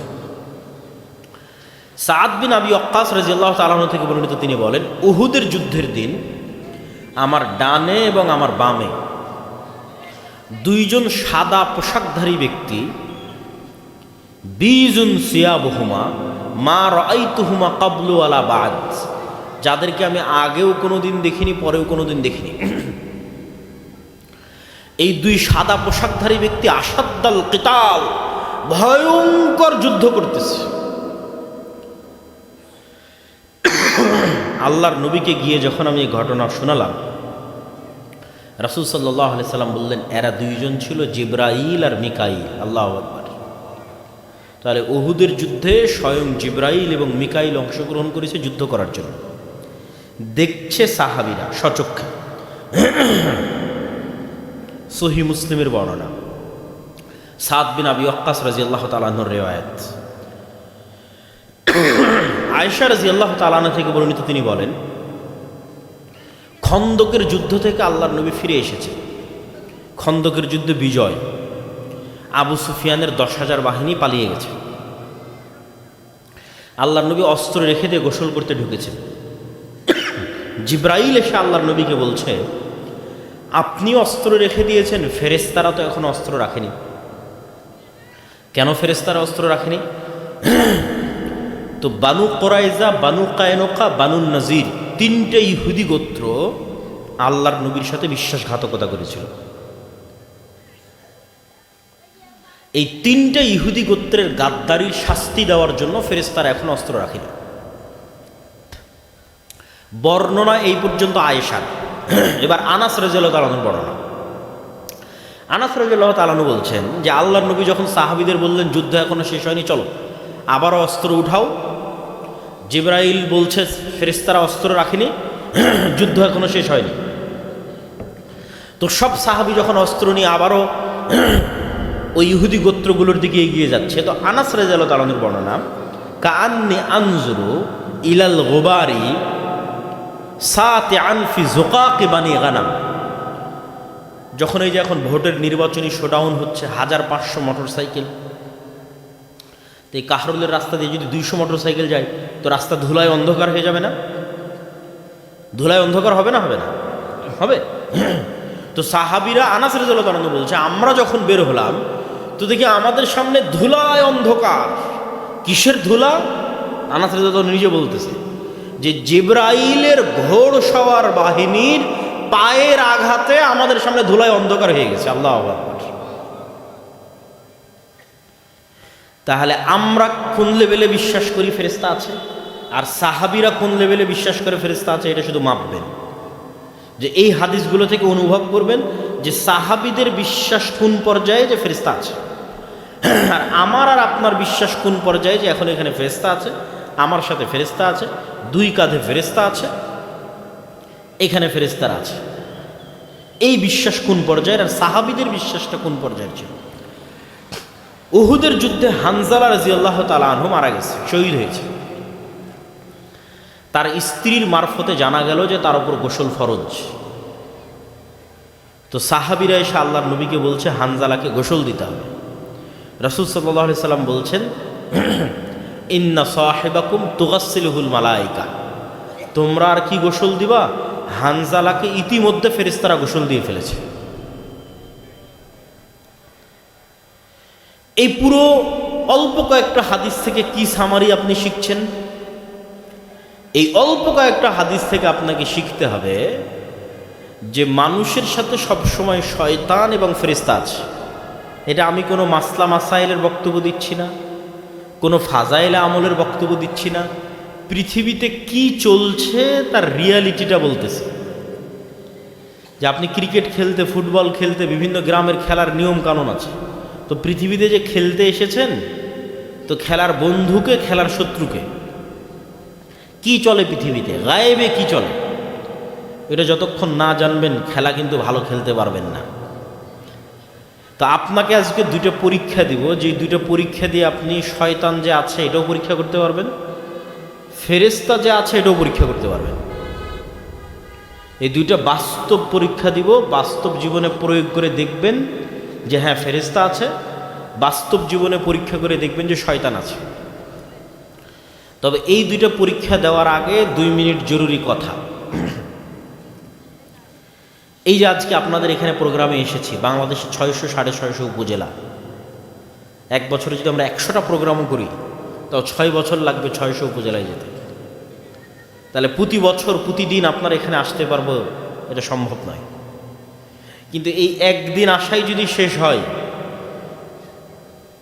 তাহলে এই বক্তব্যের কোনো লাভ নাই, এই বক্তব্যের কোনো দাম নাই। আর এই 1 ঘন্টা বক্তব্য দিয়ে, এই 1 ঘন্টা বক্তব্য দিয়ে কয়জনকে আমি কোরআন শিখালাম, কয়জনকে দোয়া শিখালাম, আর কয়জনকে কি শিখালাম? এই জন্য স্থায়ী সম্পর্ক দরকার। আমি নিজে আমাদের মাসিকাল এতেসামে প্রতি মাসে আমি নিজে 3টা করে প্রবন্ধ লিখি। যেমন এটা নতুন মাসের পত্রিকা, জাতীয়তাবাদের আগুনে জ্বলছে মুসলিম বিশ্ব, প্রেক্ষিত পাক, আফগান ও সুদান গৃহযুদ্ধ। তাহলে আধুনিক বিশ্বে যা কিছু চলে তার প্রত্যেকটা বিষয়ের উপর একটা থাকে সম্পাদকীয় আমার নিজের লেখা, একটা থাকে চলমান মিন্নাতুল বাড়ির যে লেখা সেটা, আর একটা থাকে এমনি স্বাভাবিক একটা প্রবন্ধ। তাহলে আমি এখানে কত বছরে একবার আসবো তার গ্যারেন্টি নাই, কিন্তু মাসিকাল ইতিসাম আপনার কাছে যাচ্ছে মানে প্রতি মাসে আমার বক্তব্য আপনার কাছে যাচ্ছে, প্রতি মাসে। এই জন্য এই সম্পর্কটাকে স্থায়ী সম্পর্ক বানাতে হবে। স্থায়ী সম্পর্ক বানানোর 2 নম্বর উপায় হচ্ছে আমাদের লিখিত বই পুস্তক। আজকে যেই বই থেকে বক্তব্য দিচ্ছে এটা আমারই লেখা বই, আল্লাহর পথে যাত্রা। এই জুলাই আগস্টের পরে যখন বিভিন্ন রাজনৈতিক অরাজনৈতিক দল এখনও উঠা বসা চলমান, তখন থেকে আমি বুঝতে শিখেছি মুসলমানদের ইমান বিল গায়েব নাই। এই জন্য ইমান বিল গায়েবের উপরে এই বইটা লেখা।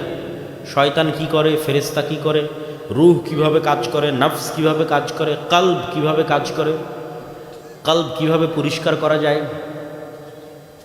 পাপ কিভাবে ক্ষতি করে, সালাত কিভাবে উপকার করে, সিয়াম কিভাবে উপকার করে, এগুলো সব এই বইয়ের মধ্যে আছে। আল্লাহর পথে যাত্রা অল্প কয়েক কপি থাকতে পারে, বেশি নাই। কেন এটা বাজারে এত বেশি বিক্রি হচ্ছে যে আমরা ছাপিয়ে এটাকে কন্ট্রোল করতে পারতেছি না। এই জন্য মানুষের অনেক চাহিদা থাকে, পরিমাণ অল্প।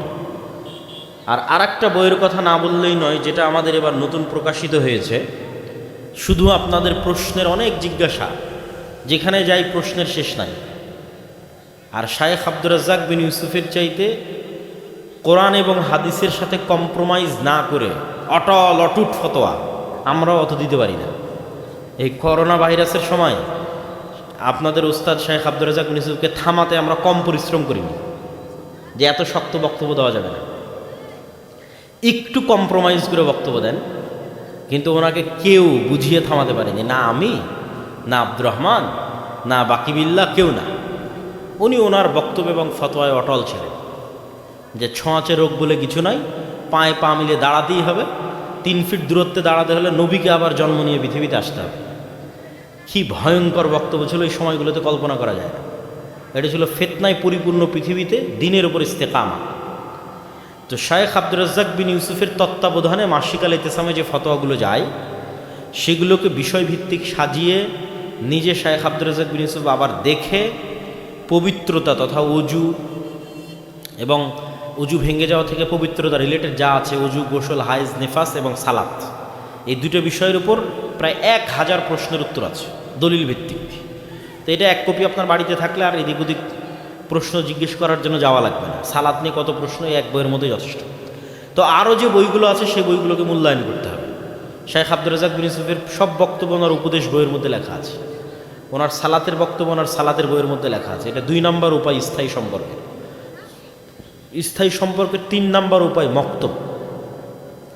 এই যে 1 ঘন্টায় আপনাকে আমি কিছু শেখাতে পারলাম না, কিন্তু আপনার এলাকায় যদি আমার ট্রেনিং প্রাপ্ত মক্তবের শিক্ষক থাকে, তাহলে সে আমার লেখা বইয়ের উপর ট্রেনিং নেবে।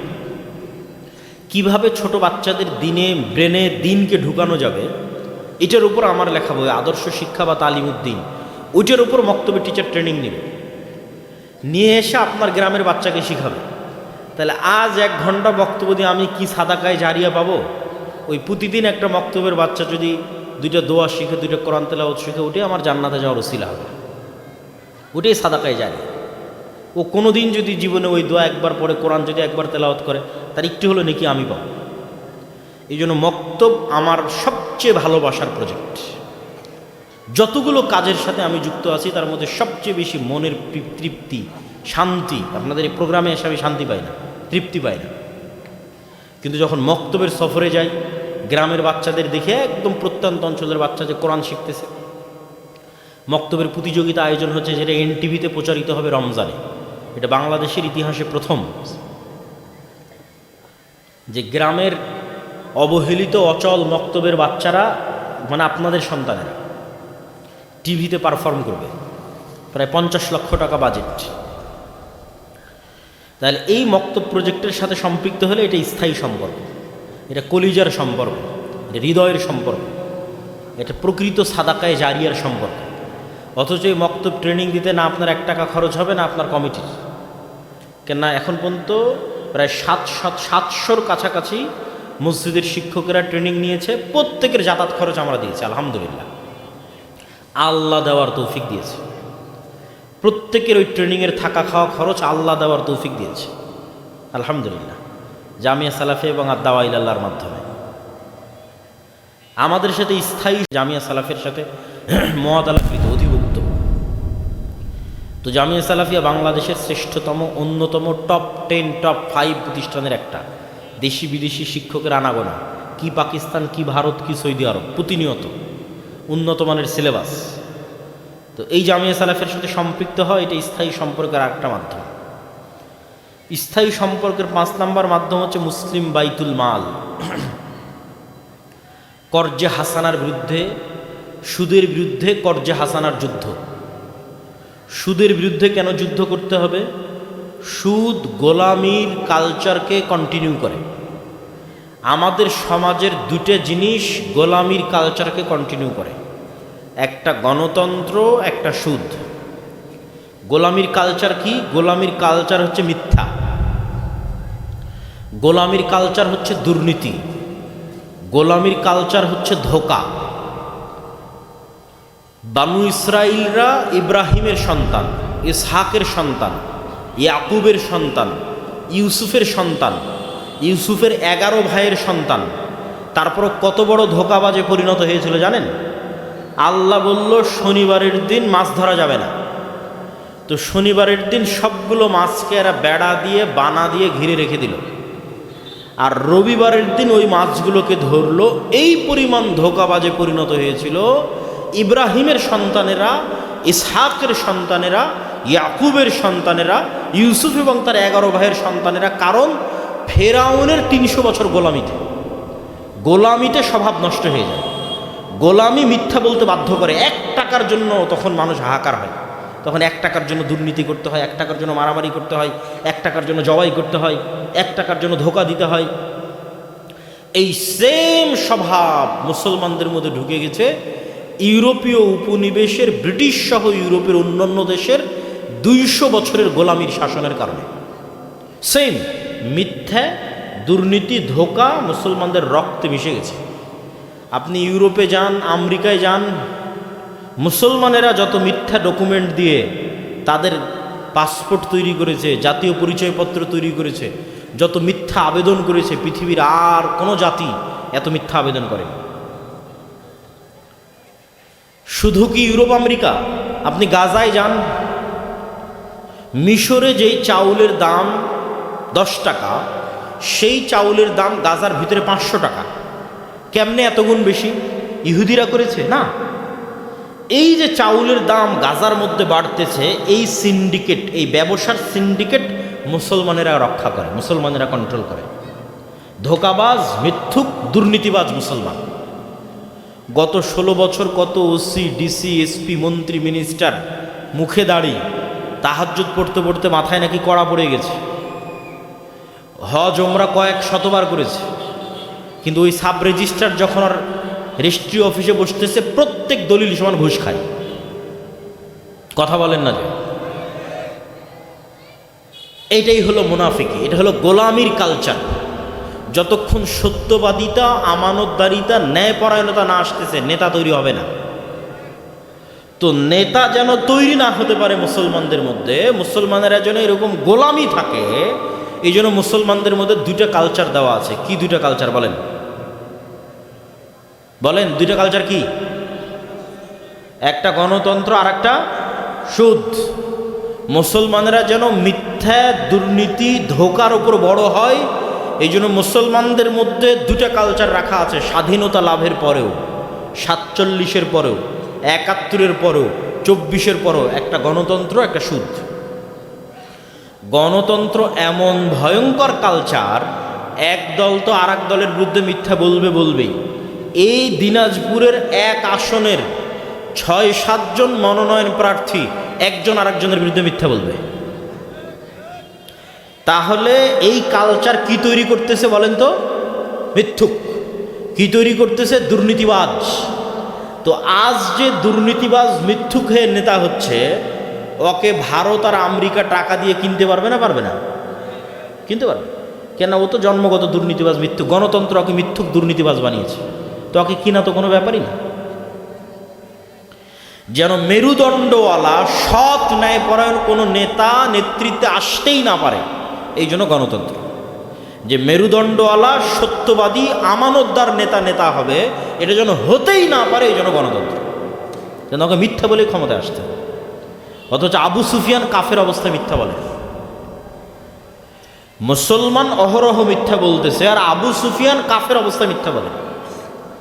আবু তালেব কাফের হতে পারে, আব্দুল মুত্তালেব মুশরিক হতে পারে, আবু লাহাব মুশরিক হতে পারে, আবু সুফিয়ান তৎকালীন কাফেরদের সর্দার হতে পারে, কিন্তু মিথ্যুক, দুর্নীতিবাজ, ধোঁকাবাজ ছিল না। এই জন্য ওরা যখন ইসলাম গ্রহণ করেছে তখন ওরা নেতা। আবু তালেবের ছেলের নাম আলী, ইসলামের 4র্থ খলিফা, রক্ত পরিষ্কার, মানে জন্মগত সত্যবাদী, আমানতদার, ন্যায়পরায়ণ। বাপ মুশরিক হতে পারে কিন্তু মিথ্যুক নয়। বাপ মুশরিক হতে পারে কিন্তু আমানতদার। বাপ মুশরিক হতে পারে কিন্তু সত্যবাদী, ন্যায়পরায়ণ। ফলত যখন ইসলাম গ্রহণ করেছে তখন এরা বিশ্বের নেতা, খালি দেশের নেতা না, বিশ্বের নেতা। নেতা তৈরি হয় ন্যায়পরায়ণতা, সত্যবাদিতার উপর। সব নবীদের জন্মই সত্যবাদিতা, ন্যায়পরায়ণতার উপর। তো একটা মুসলমান যেন সত্যবাদী, ন্যায়পরায়ণ অবস্থায় নেতা না হতে পারে, এই জন্য কি দেওয়া আছে বলেন তো? একটু জোরে বলেন, কি দেওয়া আছে? গণতন্ত্র। যাতে প্রত্যেক নেতা মিথ্যুক অবস্থায় ক্ষমতায় আসে, দুর্নীতিবাজ অবস্থায় ক্ষমতায় আসে। ওকে টাকা দিয়ে কিনে নেবে আমেরিকা, টাকা দিয়ে কিনে নেবে ভারত। আর একটা কালচার চালু করে রাখা আছে সুদ। আজকে যদি মহিলারা উপস্থিত হয়ে থাকে, গ্রামের কত মহিলা কিস্তি নিয়েছে, এই কিস্তি নেওয়া একটা মহিলা সত্যবাদী হতে পারে? কথা বলেন না যে? ইল্লা মান রাহিমা রব্বি। কিস্তি নেওয়া 100% 99% মহিলাকে মিথ্যার আশ্রয় নিতেই হবে। রাসূল সাল্লাল্লাহু আলাইহি ওয়াসাল্লাম বলছেন, আল্লাহুম্মা ইন্নী আউযু বিকা মিনাল মা'সামি ওয়াল মাগরাম, আল্লাহুম্মা ইন্নী আউযু বিকা মিন যাল'id দাইনি ওয়া গালাবাতির রিজাল। আল্লাহর ঋণ থেকে বাঁচতে চাই, তো সাহাবীরা আল্লাহর নবীকে জিজ্ঞেস করতেছে, আল্লাহর নবী এত কেন ঋণ থেকে বাঁচতে চান? তো রাসূল সাল্লাল্লাহু আলাইহি ওয়াসাল্লাম বলতেছে, ঋণ থেকে বাঁচতে চাই এই জন্য যে ঋণ দিয়ে মিথ্যার শুরু, আর যখন মিথ্যার আশ্রয় নিল নেতা আর হতে পারবে না, ও গোলাম হয়ে গেল, শেষ, ওই জাতির মুক্তি শেষ।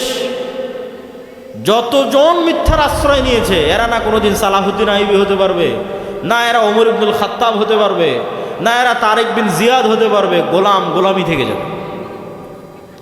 এই জন্য সুদের বিরুদ্ধে যুদ্ধ করতে হবে।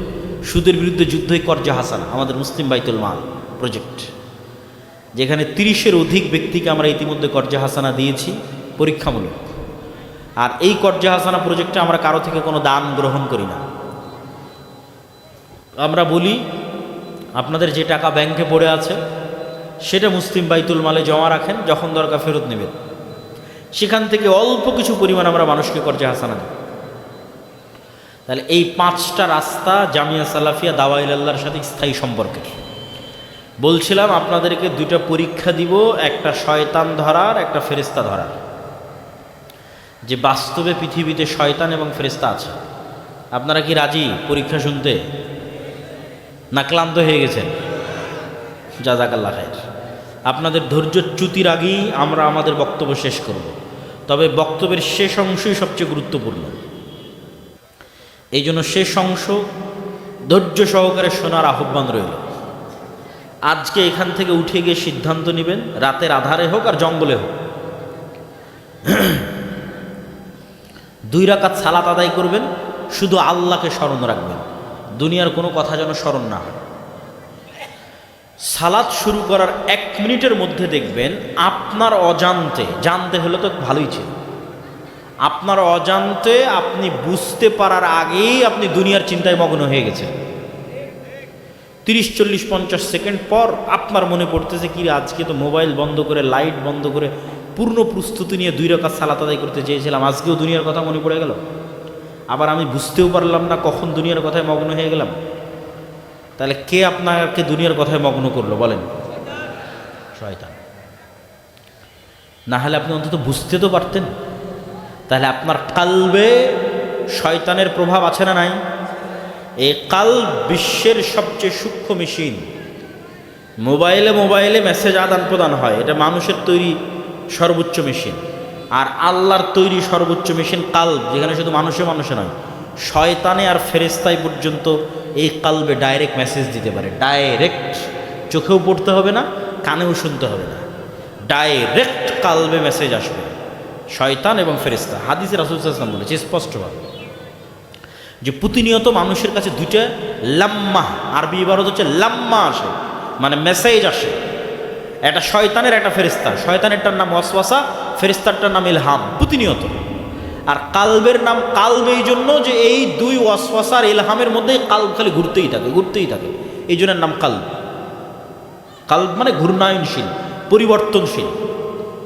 পরীক্ষা নাম্বার 2, সৈয়দপুর থেকে ঢাকার বিমান থাকলে যেমন নিয়ত থাকে, কোথাও ভাইভা থাকলে, দুবাইয়ের বিমান, ট্রেন, বাস থাকলে যেমন নিয়ত থাকে, ওই রকম নিয়ত করবেন যে আগামীকাল ফজরে উঠব। নিয়তের মাত্রা ওই রকম বা তার চেয়ে বেশি হতে হবে। তারপরে ফোনেও অ্যালার্ম দেওয়ার দরকার নাই, মানুষকেও বলার দরকার নাই যে আমাকে ফজরে তুলে দিও, কেননা আমরা জানতে চাচ্ছি পৃথিবীতে ফেরেশতা আছে। ফেরেশতা উঠিয়ে দেবে, অ্যালার্মের কি দরকার আর মানুষের কি দরকার? তো ফেরেশতা উঠিয়ে দেবে, এটাকে আমি নিজে বানিয়ে আপনাকে বলতেছি। রাসূলুল্লাহ সাল্লাল্লাহু আলাইহি ওয়াসাল্লাম বলেন, কোনো ব্যক্তি যদি উজু অবস্থায় আয়াতুল কুরসি পড়ে সুন্নাত অনুযায়ী ঘুমায়, তাহলে আল্লাহর পক্ষ থেকে তার মাথার কাছে ফজর পর্যন্ত একজন ফেরেশতা দায়িত্বশীল হিসেবে থাকে। বলেন আল্লাহু আকবার। তাহলে ফেরেশতা আপনার মাথার কাছে বসে আছে, আল্লাহর নবী বলছে। তাহলে মোবাইলে অ্যালার্মেরও দরকার নাই, মানুষকে বলারও দরকার নাই। আপনি পরীক্ষা করে দেখতে পারেন যে আপনাকে ফেরেশতা উঠিয়ে দেয় কিনা, দিবে। এটাই গায়েব। এই জন্য দুনিয়াতে হয় মানুষ আল্লাহর দাস, ফেরেশতার বন্ধু, আর নাই তো শয়তানের দাস, শয়তানের বন্ধু। এটাই পৃথিবীর গেম, পৃথিবীর রিয়ালিটি। আল্লাহর নবী বলতেছে যে আমার মুখের গন্ধে জিব্রাইলের কষ্ট হয়, তো এত বেশি মিসওয়াক করতে বলে যে আমার মাড়ি ছিলে যায়। তাহলে আল্লাহর নবীর মতো পবিত্র মুখের গন্ধে জিবরাইলের কষ্ট হয়। তাহলে কাহারুলের যেগুলো বিড়িখোর মদখোর আছে ওগুলোর মুখে শয়তান আছে না ফেরেশতা আছে? শয়তান অসম্ভব, সেখানে ফেরেশতা আসতেই পারে না। তাহলে আপনি আপনার ওয়াইফাইয়ের অ্যাক্সেস কাকে দিচ্ছেন? কে ব্যবহার করবে আপনার ওয়াইফাই? তাই না? তো আপনার আশেপাশের এই জগতে আপনি কাকে অ্যাক্সেস দিচ্ছেন? আপনার বাড়িতে, ঘরে, আপনার কালবে, আপনার পরিবারে কাকে জায়গা দিচ্ছেন? শয়তানকে না ফেরেশতাকে? এটাই আপনার পরীক্ষা। বাড়িতে ঢোকার সময় সালাম দিয়েছেন, টয়লেটে প্রবেশের দোয়া পড়েছেন, খাওয়ার সময় বিসমিল্লাহ বলেছেন, ফজরের পর কোরআন তেলাওয়াত করেছেন, 5 ওয়াক্ত সালাতে আছেন, তাহলে বাড়িতে কে আছে? একটু জোরে বলতে হবে, বাড়িতে কে আছে? এটা একটা বরকতময় বাড়ি, এটা আল্লাহর রহমতে ঘিরে থাকা বাড়ি, নূরে পরিপূর্ণ বাড়ি, এটা একটা জীবন্ত বাড়ি। বাড়িতে ঢোকার সময় সালাম নাই, খাওয়ার সময় বিসমিল্লাহ নাই, পবিত্রতার কোনো নামগন্ধ নাই, পেশাব করে কোনোদিন পানি নেন না, রাস্তাঘাটে দাঁড়িয়ে পেশাব করেন। ফেরেশতারা ভয়ঙ্কর পবিত্র, এরা অপবিত্রতার ধারে কাছে না। বাড়িতে কোনোদিন কোরআন তেলাওয়াত হয় না, তাহলে এই বাড়ি কবরের মতো অন্ধকার, এই বাড়িতে নূরের আলো নাই। একটা ঘরে যেমন লাইট বন্ধ হয়ে আছে ওটা যেমন অন্ধকার, এই বাড়িতে নূরের আলো নাই, এটা তেমন অন্ধকার। এই বাড়িতে কারা আছে? জোরে বলতে হবে, কারা আছে? শয়তান আছে। সম্মানিত উপস্থিতি, ফেরেশতার অস্তিত্ব অতি বাস্তব, অতি জীবন্ত। বক্তব্যের শেষ অংশ খুব গুরুত্বপূর্ণ বলেছি, শেষ অংশে চলে এসেছি। তাহলে মুসলমানদের বিজয়ের জন্য 1 নাম্বার দরকার ঈমান বিল গায়েব। 1 নাম্বার কি দরকার? ঈমান বিল গায়েব। ঈমান বিল গায়েবের আজকে শুধু একটা আলোচনা করলাম, ফেরেশতা, তাও পূর্ণ নয়। ঈমান বিল গায়েবের আর একটা বড় গুরুত্বপূর্ণ অংশের নাম আখেরা, এই বইয়ে বিস্তারিত আছে, অন্য কোনো একদিন বক্তব্যে আলোচনা করব। তাহলে 1 নাম্বার লাগবে ঈমান বিল গায়েব।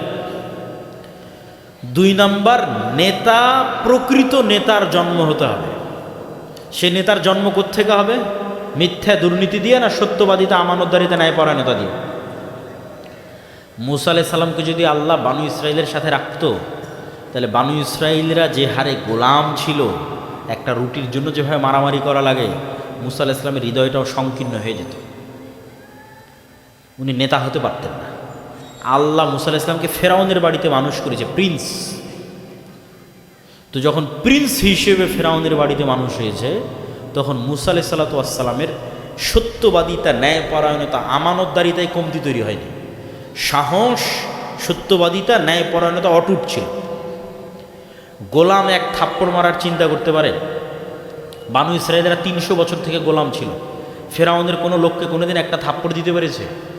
ওই সাহসই তৈরি হয়নি ভেতর থেকে, কেন? এটা গোলামির কালচার। আর মুসা আলাইহিস সালাম যেহেতু ফেরাউনের বাড়িতে মানুষ হয়েছে প্রিন্স হিসেবে, তো যখন দেখেছে অন্যায় দিয়েছে এক থাপ্পড়ে মানুষ মরে গেছে। কিন্তু ন্যায়পরায়ণতা, সত্যবাদিতা, আমানতদারিতায় অটুট, সাহসিকতার অভাব নাই। এটাই নেতা, এইভাবেই নেতা তৈরি হয়। আল্লাহ নবীদের এভাবেই তৈরি করে। তাহলে একটা প্রজন্ম লাগবে, যেই প্রজন্মে ঈমান বিল গায়েব থাকবে ইয়াকিনের লেভেলে, যেই প্রজন্ম হবে সত্যবাদী, আমানতদার, ন্যায়পরায়ণ, মানে মেরুদণ্ড থাকবে সোজা। 3 নাম্বার, যেই প্রজন্ম আমলে সালেহ দিয়ে গায়েবী মদদকে দুনিয়াতে টেনে নিয়ে আসবে। আমল সালেহ ছাড়া গায়েবী মদদ আসবে না। আমল সালেহ দিয়ে গায়েবী মদদ আসমান থেকে টেনে আনা যায়। তো আসমান থেকে গায়েবী মদদ পৃথিবীতে টেনে নিয়ে আসার বড় রাস্তার 3টা রাস্তা, বড় টেকনোলজির 3টা টেকনোলজি। টেকনোলজি বললে বুঝতে সুবিধা হয়, এই জন্য টেকনোলজি বলছি। বড় টেকনোলজির 3টা টেকনোলজির একটা হচ্ছে সালাত। যে সালাত এত শক্তিশালী, পাওয়ারফুল, যে আসমান থেকে কি টেনে নিয়ে আসতে পারে? গায়েবী মদদ। এই জন্য যুদ্ধের সময় সালাত আদায় করতে হয়। যুদ্ধের সময় তো যুদ্ধ করে মরে যাবে, এটাই দুনিয়ার লজিক। কিন্তু মুসলমানেরা তো আর দুনিয়া দিয়ে বিজয় হবে না। আগেই বক্তব্যে ইতিহাস টানে দিয়েছি সারমর্ম, যে মুসলমানেরা কোনোদিন দুনিয়া দিয়ে বিজয় হয়নি। মুসলমানদের বিজয় হবে কিসের সহযোগিতায়? গায়েবী মদদে। এই জন্য মুসলমানদের যুদ্ধের সময় সালাত পড়তে হবে, কেন? লাগবে গায়েবী মদদ। আর গায়েবী মদদ দুনিয়াতে টেনে নিয়ে আসতে পারে সালাত। 2 নাম্বার গায়েবী মদত আরো মজবুতভাবে দুনিয়াতে টেনে নিয়ে আসতে পারে রাতের সালাত। রাতের 3 ভাগের 2 ভাগ অতিক্রম হওয়ার পর যে সালাত, 1/3 বা 1/2 অতিক্রম হওয়ার পর যে সালাত, এই সালাত আসমান থেকে গায়েবী মদতকে পৃথিবীতে টেনে নিয়ে আসে। 3 জিকির, সাউন্ড টেকনোলজি। সাউন্ড টেকনোলজি বুঝার সুবিধার্থে বলতেছে, এটা কোনো শারীরিক পরিভাষা এরকম না। আল্লাহ সুবহানাহু ওয়া তাআলা সাউন্ড টেকনোলজির কিছু জ্ঞান সুলাইমান আলাইহিস সালামকে দিয়েছিলেন, আর কাউকে দেননি। ওমা উতিতুম মিনাল ইলমি ইল্লা কালিলা। এই গ্লাসেরও একটা আওয়াজ আছে, আওয়াজ শুনে নিজেও আওয়াজ তৈরি করে। এই গ্লাস আওয়াজ শুনে নিজেও আওয়াজ তৈরি করে। আসমানের আওয়াজ আছে, সূর্যের আওয়াজ আছে, সূর্য আওয়াজ শুনে আওয়াজ তৈরি করে। আল্লাহ কুন ফায়াকুন আওয়াজ দিয়ে তৈরি করেছে, ইসরাফিলের আওয়াজে ধ্বংস হয়ে যাবে। তো ইসরাফিলের বাঁশির আওয়াজ যখন সূর্য রিসিভ করবে, মানে সূর্য শুনবে, সূর্য শুনতে পায়, তখন সূর্য নিজেই ফেটে চৌচির হয়ে যাবে আওয়াজ। আর এগুলোর আওয়াজ, এগুলো আওয়াজ তৈরি করে আল্লাহ বলছে ইউসাব্বিহু লিল্লাহি মা ফিস সামাওয়াতি ওয়া মা ফিল আরজ, যে আসমান এবং জমিনের মধ্যে একটা ধূলিকণাও নাই যে আল্লাহর তাসবিহ পাঠ করে না।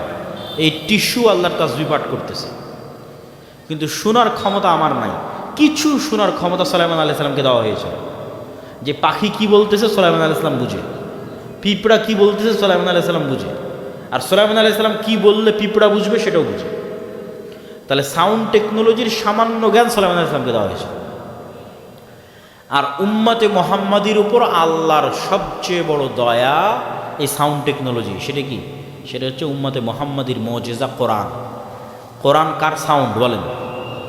কোরআন কিন্তু আল্লাহর সাউন্ড, আল্লাহর আওয়াজ। কোরআন আল্লাহর কথা, মানে আল্লাহর আওয়াজ। এই জন্য কোরআন সবচেয়ে পাওয়ারফুল, জিকির সবচেয়ে পাওয়ারফুল। জাকারিয়া আলাইহিস সালাতু ওয়াস সালাম যখন বার্ধক্য বয়সে স্ত্রী বন্ধার জন্য সন্তান চাইলেন, আল্লাহ বললেন দিব। জাকারিয়া বললেন আলামত বলো। আল্লাহ বললেন আলামত হচ্ছে সকাল সন্ধ্যার জিকির, বিল গুদুবি ওয়াল আসাল বুকরাতা ওয়া আসিলা। সকাল সন্ধ্যার জিকিরই আলামত। তাহলে ইমান বিল গায়েবে ইয়াকিন, সত্যবাদিতা, ন্যায়পরায়ণতার মাধ্যমে নেতৃত্বের বিকাশ, আমলে সলেহের মাধ্যমে আসমান থেকে গায়েবী মদদকে টেনে নিয়ে আসা, এই 3টে জিনিস যখন একত্রিত হবে এবং রাষ্ট্রে যখন শক্তিশালী প্রতিষ্ঠান থাকবে মুসলমানদের, এই লক্ষ লক্ষ কোটি কোটি ভোটারের মূল্য 0। আর ব্যারাক জীবনে কোনোদিন ভোটে দাঁড়ায়নি, ব্যারাক এরকম কয়েক কোটি ভোটারের চেয়ে পাওয়ারফুল। কেননা এই কোটি কোটি ভোটার তো রাস্তায় নেমেছিল, কিন্তু ক্ষমতা দখল করেছে এনজিওরা। এই ভোটারের কোনো দাম নাই, এই লক্ষ কোটি ভোটারের ভ্যালু 0। শক্তিশালী প্রতিষ্ঠান লাগবে। ঠিক আছে, আন্তর্জাতিক সংস্থার তুলনায় আমরা শক্তিশালী প্রতিষ্ঠান তৈরি করা আমাদের জন্য কঠিন। শক্তিশালী মিডিয়া তৈরি করা, ফাইট দেওয়ার মতো মিডিয়া তৈরি করা আমাদের জন্য কঠিন, কিন্তু চেষ্টা করতে হবে। এই শক্তিশালী প্রতিষ্ঠান যখন তৈরি হবে আর এইরকম যখন একটা প্রজন্ম তৈরি হবে, তখন আল্লাহ তাদের হাতেই বিজয় দিবেন। আল্লাহ কোরআনে শুধু বাংলাদেশের বিজয়ের ওয়াদা করেনি, সারা পৃথিবীর বিজয়ের ওয়াদা করেছে। ইউরিদুনা লিইউতফিউ নূরাল্লাহ ওয়াল্লাহু মুতিম্মু নূরিহি। কাফের আর মুশরিকরা আল্লাহর নূরকে মিটিয়ে দিতে চায়, আর আল্লাহ তার নূরকে সারা পৃথিবীতে প্রতিষ্ঠিত করবেন। বলেন আল্লাহু আকবার। এটা আল্লাহর ওয়াদা। কার হাত দিয়ে করবেন? এরকম যোগ্য যারা হবে, যে যোগ্যতার মাপকাঠি দিলাম। আল্লাহ সুবহানাহু ওয়া তাআলা আমাদের বক্তব্যকে কবুল করুক, আল্লাহুম্মা আমিন। যাওয়ার সময় কিছুই না নিতে পারলেও মাসিকাল ইতিসাম নেওয়ার অনুরোধ থাকলো।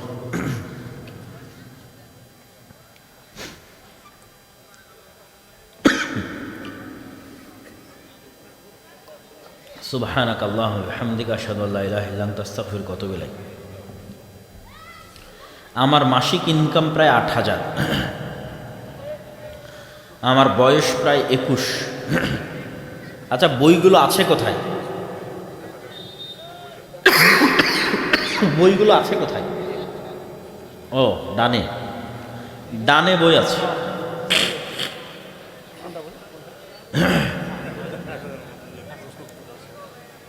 বাসা থেকে বিয়ে দিচ্ছে না, আমার দৃষ্টি হেফাজত করা আমার পক্ষে সম্ভব হচ্ছে না। বাসার লোক বলে আগে প্রতিষ্ঠিত হন, তবে আমার চরিত্র রক্ষা করার জন্য বিয়ে প্রয়োজন। ছেলের বিয়ের জন্য পরিবারের অনুমতি লাগে না, মেয়ের বিয়ের জন্য বাপের অনুমতি লাগে। তাহলে যে মেয়েকে বিয়ে করবা ওই মেয়ের বাপ রাজি হলেই হবে, তোমার বাপ রাজি হোক আর না হোক তাতে যায় আসে না। বর্তমানে চ্যাট জিপিটির মাধ্যমে শরিয়তের ফতোয়া নেওয়ার বিষয়ে আপনার মত কি? যাচাই করে নিতে হবে। চ্যাট জিপিটির কথাকে সরাসরি বিনা বাক্যবে বিশ্বাস করা যাবে না, এটা একটা মেশিন, সহযোগিতা নেওয়া যেতে পারে, কিন্তু তথ্যটা কতটুকু ঠিক সেটা যাচাই করতে হবে। ঈদগাহে ময়দানে সম্মিলিত মোনাজাত করা যাবে কি? এগুলো প্রশ্ন যদি এখনো করেন, কত বক্তব্য আছে। এই যে ফতোয়ার বই আছে, এই যে সালাতের বই আছে, দোয়ার বই আছে, এগুলোতে সব লেখা আছে। কবরস্থানে জুতা নিয়ে যাওয়া যাবে কি না? রাসূল সাল্লাল্লাহু আলাইহি ওয়াসাল্লাম নিষেধ করেছে কবরের উপর দিয়ে হাঁটতে। ফরজ সালাতে বাংলা কথার মাধ্যমে কোনো কিছু চাওয়া যাবে কি না? ফরজ সালাতে কোনো বাংলা কথা চলবে না। কোনো সূরা যদি মুখস্থ না থাকে তাহলে আলহামদুলিল্লাহ, সুবহানাল্লাহ, লা ইলাহা ইল্লাল্লাহ বলে সালাত হয়ে যাবে। সূরা ফাতিহাও যদি মুখস্থ না থাকে। সুন্নাত এবং নফলে কেউ কেউ বলেছে বলার কথা, তবে আমরা প্রাধান্য দিই যেই দোয়া দিয়ে নবীরা দোয়া করেছে ওই বাক্যের আলাদা পাওয়ার আছে। যেই দোয়া করে নবীরা ফল পেয়েছে ওই বাক্য আল্লাহর শিখানো। যেমন আদম আলাইহিস সালাম কোন বাক্য দিয়ে তওবা করেছে? রব্বানা যালামনা আনফুসানা ওয়া ইল্লাম তাগফির লানা ওয়া তারহামনা লানাকুনান্না মিনাল খাসিরিন। এখন আপনি আপনার মতো বাংলা বানিয়ে সাহিত্যিক ভাষায় কোটি বাক্য ভরে দেন, তবু এই এক বাক্যের সমান হবে না। কেননা তওবার জন্য, ক্ষমার জন্য এটা আল্লাহর শিখানো বাক্য আদম আলাইহিস সালামকে। তাহলে এরকম প্রত্যেকটা বিষয়ে নবীদের শিখানো বাক্য আছে, প্রত্যেকটা বিষয়ে। খুব কম বিষয় পাবেন যেটাতে আপনি দোয়া পাবেন না। তাহলে নবীদের শিখানো দোয়া দিয়ে দোয়া করলে কবুলের মাত্রা বেশি। বিপদে পড়ে এখন আপনি আপনার মতো বানিয়ে কত কি বলছেন তার হিসাব নাই। আপনার মতো বানিয়ে 100টা বাক্যের চেয়ে একটা বাক্য বেশি গুরুত্বপূর্ণ, লা ইলাহা ইল্লা আনতা সুবহানাকা ইন্নী কুনতু মিনাজ জালিমিন। কেন এই দোয়া দিয়ে একজন নবী মুক্তি পেয়েছে বিপদ থেকে, আল্লাহর শিখানো দোয়া।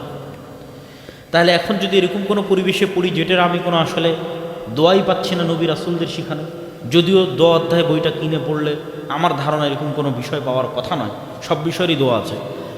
যদি নাই পাওয়া যায় তাহলে ফরজ সালাত শেষে, নফল বা সুন্নাত সালাত শেষে, অথবা রাতের অন্ধকারে 2 রাকাত সালাত শেষে একাই হাত তুলে যখন দোয়া করবে তখন তার মধ্যে বাংলা বলবে।